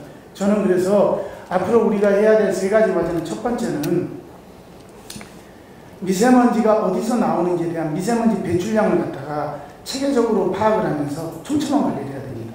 지난 2015년에 폭스바겐 사태를 통해서 우리가 법제도를 강화시켰지만 현장에서는 28배가 배출됐던 그 유사한 사례가 이번에 그 여수 3단에서 발생했습니다. 결국은 불법이나 부적정 또 도깨비 배출과 같은 것들을 잡아내면서 관리의 영역 속에서 촘촘하게 체계적으로 관리할 수 있는 그것이 첫 번째 같습니다. 두 번째는 고농도가 많이 발생하면서 국민들이 미세먼지 대책과 정부에 대한 불신과 불만이 커졌습니다. 그렇다고 하면 이제 우리가 미세먼지 고농도 계절에 대한 관리를 갖다가 지금보다는 훨씬 강화되게 해야 됩니다. 지금 하루 동안에 미세먼지 고농도가 발생했다고 해서 그날만 갖다 해가지고는 대기가 정체된 상태에서 개선이 되기 어렵지 않습니까? 그래서 적어도 12월부터 3월 서울시도 얘기를 하고 있고 환경부도 얘기를 하고 있지만 그 기간 동안에는 정말 강도 높은 대책을 통해서 결국은 고농도 시기를 줄이는 것이 국민의 불만도 해소할 수도 있지만 거국적으로 보면은 미세먼지 연평균 농도도 떨어뜨리는 그런 효과를 가져올 겁니다. 세 번째는 저는 그렇습니다. 중국이 미세먼지를 드라마틱하게 줄이지 않던 시절에는 미세먼지 협약을 체결해야 될 당위성이 굉장히 컸습니다. 그렇지만 그때는 그거를 하는 게 훨씬 어려웠습니다. 근데 지금은 아시지만 지난 5년간 베이징만 해도 39.6%를 드라마틱하게 줄였습니다. 저는 미세먼지에 대한 협약을 체결하기는 훨씬 쉬워졌지만 실익은 적어졌다고 생각합니다. 왜냐하면 아니 우리가 말을 안 해도 드라마틱하게 줄이고 있는데 굳이 뭐 협약이 뭘 필요합니까? 그럼에도 불구하고 저는 국민들이 원하고 있고 지금과 같은 것들이 어떤 이런 케이스 바이 케이스로 흔들리지 않기 위해서는 선언이 됐던 협약이 됐던 강력하게 정부가 해야 된다고 생각합니다.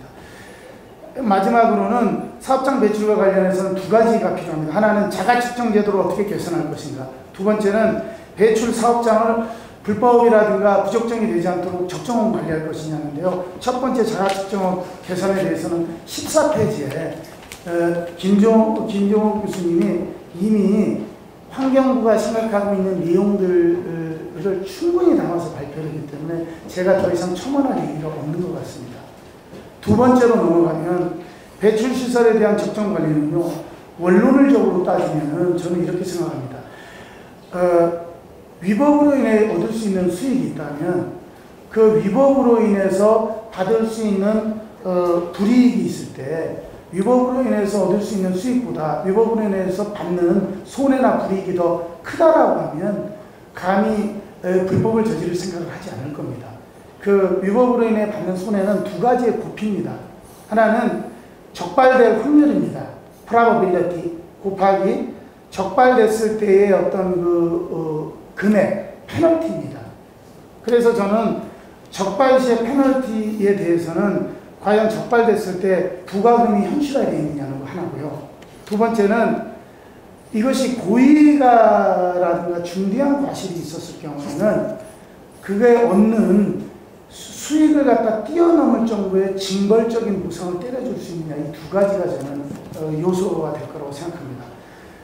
적발될 확률에 대해서는 저는 지금과 같은 굴뚝을 타고 올라가서 측정하는 시스템으로는 거의 적발을 할 수가 없다라고 생각합니다. 그렇다고 하면 두 가지 정도의 방법이 있습니다. 하나는 현장에서 과연 굴뚝을 안 타고 적발할 수 있는 방법이 뭐냐 해서 환경부가 금년 말까지 하려고 하는 분광기의 방법이 있습니다.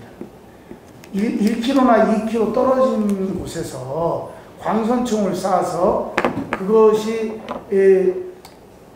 농도를 갖다가 초과에 따른 것을 알아낼 수만 있다라고 하면 저는 현장에서 적발할 수 있는 강력한 어떤 그런 시스템, 그걸 통해서 적발의 확률을 높일 수 있을 거라고 생각합니다. 하지만 제가 생각에는 금년 12월부터 3월까지는 이 시스템이 제대로 작동할지에 대한 좀 우려가 있습니다.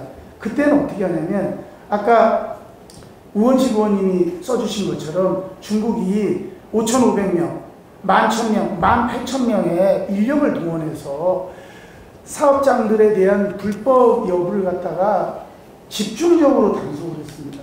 저는 이번에 고농도 시즌에는 우리도 이와 유사한 제도를 좀 도입을 해서 드론이라든가 이동 측정 차량을 갖다가 물론 써야 되겠지만 전국에 정말 막대한 인원의 어떤 그런 감시 인원을 갖다가 현장에다가 투입을 시키고 그걸 통해서 저는 이렇게 생각합니다.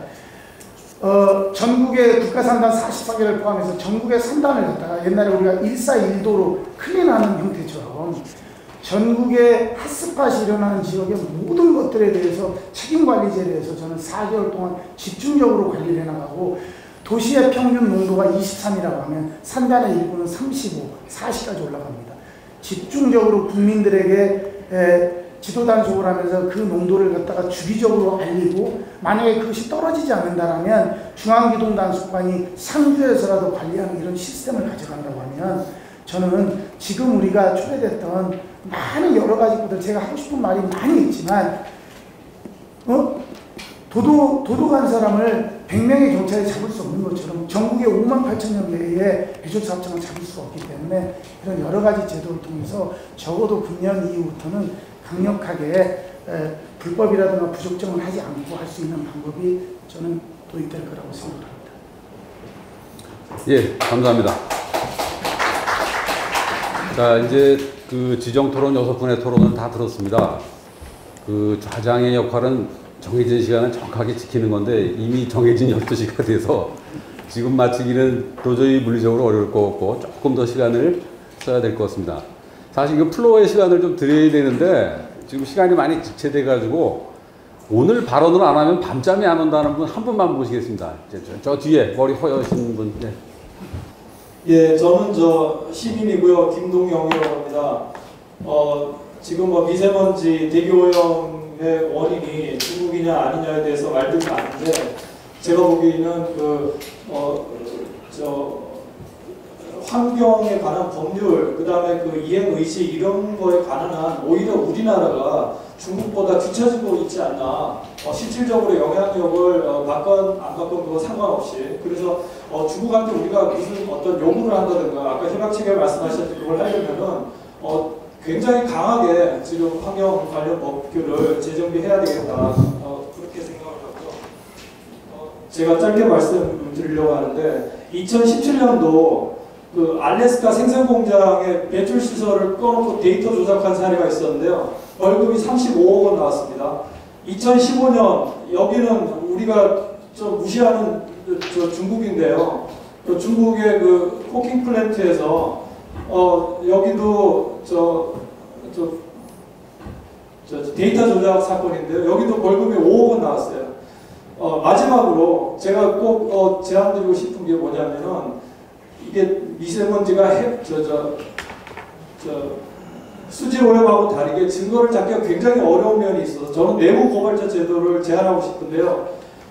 이거는 수질 오염에 관한 건데 2017년도 미국 크루즈선 불법 폐유 투기를 해서 벌금이 400억 원 나왔는데요. 그 중에서 내부 고발자가 10억 원을 가져갔어요. 그러니까 이 사람은 퇴직해도 평생 먹고 살 수 있으니까 고발을 할 수 있단 말이에요. 그래서 우리나라도 내부 고발자 제도를 좀 활성화해가지고 퇴직하면서 저보다 하나씩 찌르고 나올 수 있게끔 그렇게 하면은 굉장히 공기가 깨끗해질 것 같습니다. 네. 지금 배출 조작이 저는 현행 법이 조작이 가능하도록 되었다 이 말씀을 드립니다. 현행 법에 보면 이 자율적으로 측정하거나 위탁을 이렇게 하게 돼 있습니다. 그러다 보니 배출 업체와 이 측정 업체 간의 이 공모가 가능하고 그러다 보니 또 조작이 가능하다. 그래서 이걸 막을 방법은 조작이 불가능하다 하도록 하는 시스템이 적용하게 된다 이렇게 봅니다. 그래서 지금 공공 소각제 같은 경우를 보면 예를 들어서 그 측정 기준치를 초과했을 경우에 환경부에서 바로 체크되는 걸로 알고 있습니다. 그리고 조작이 불가능하다 이렇게 되어 있습니다. 그래서 이 시스템을 민간 사업장에도 적용을 하게 되면 굳이 드론을 키운다든가 여러 가지 이렇게 할 필요가 있겠습니까? 물론 이제 부작용도 있겠지만 근본적으로 해결 방법은 불가능하도록 시스템 만들면 될 것을 다른 얘기 하는 게 있어서 제가 꼭 드리고 싶어서 이 말씀 드렸습니다. 어느 정도의 공감하고 계신 중요한 지적들이 많이 나온 것 같아요. 저는 이게 오늘 토론회가 그냥 토론회로 끝날 게 아니고 좀 어느 정도 정리를 해서 이게 정부 또 국회 이런 제도 개선이나 이런 데 좀 반영할 수 있게끔 후속 조치가 좀 됐으면 좋겠어요.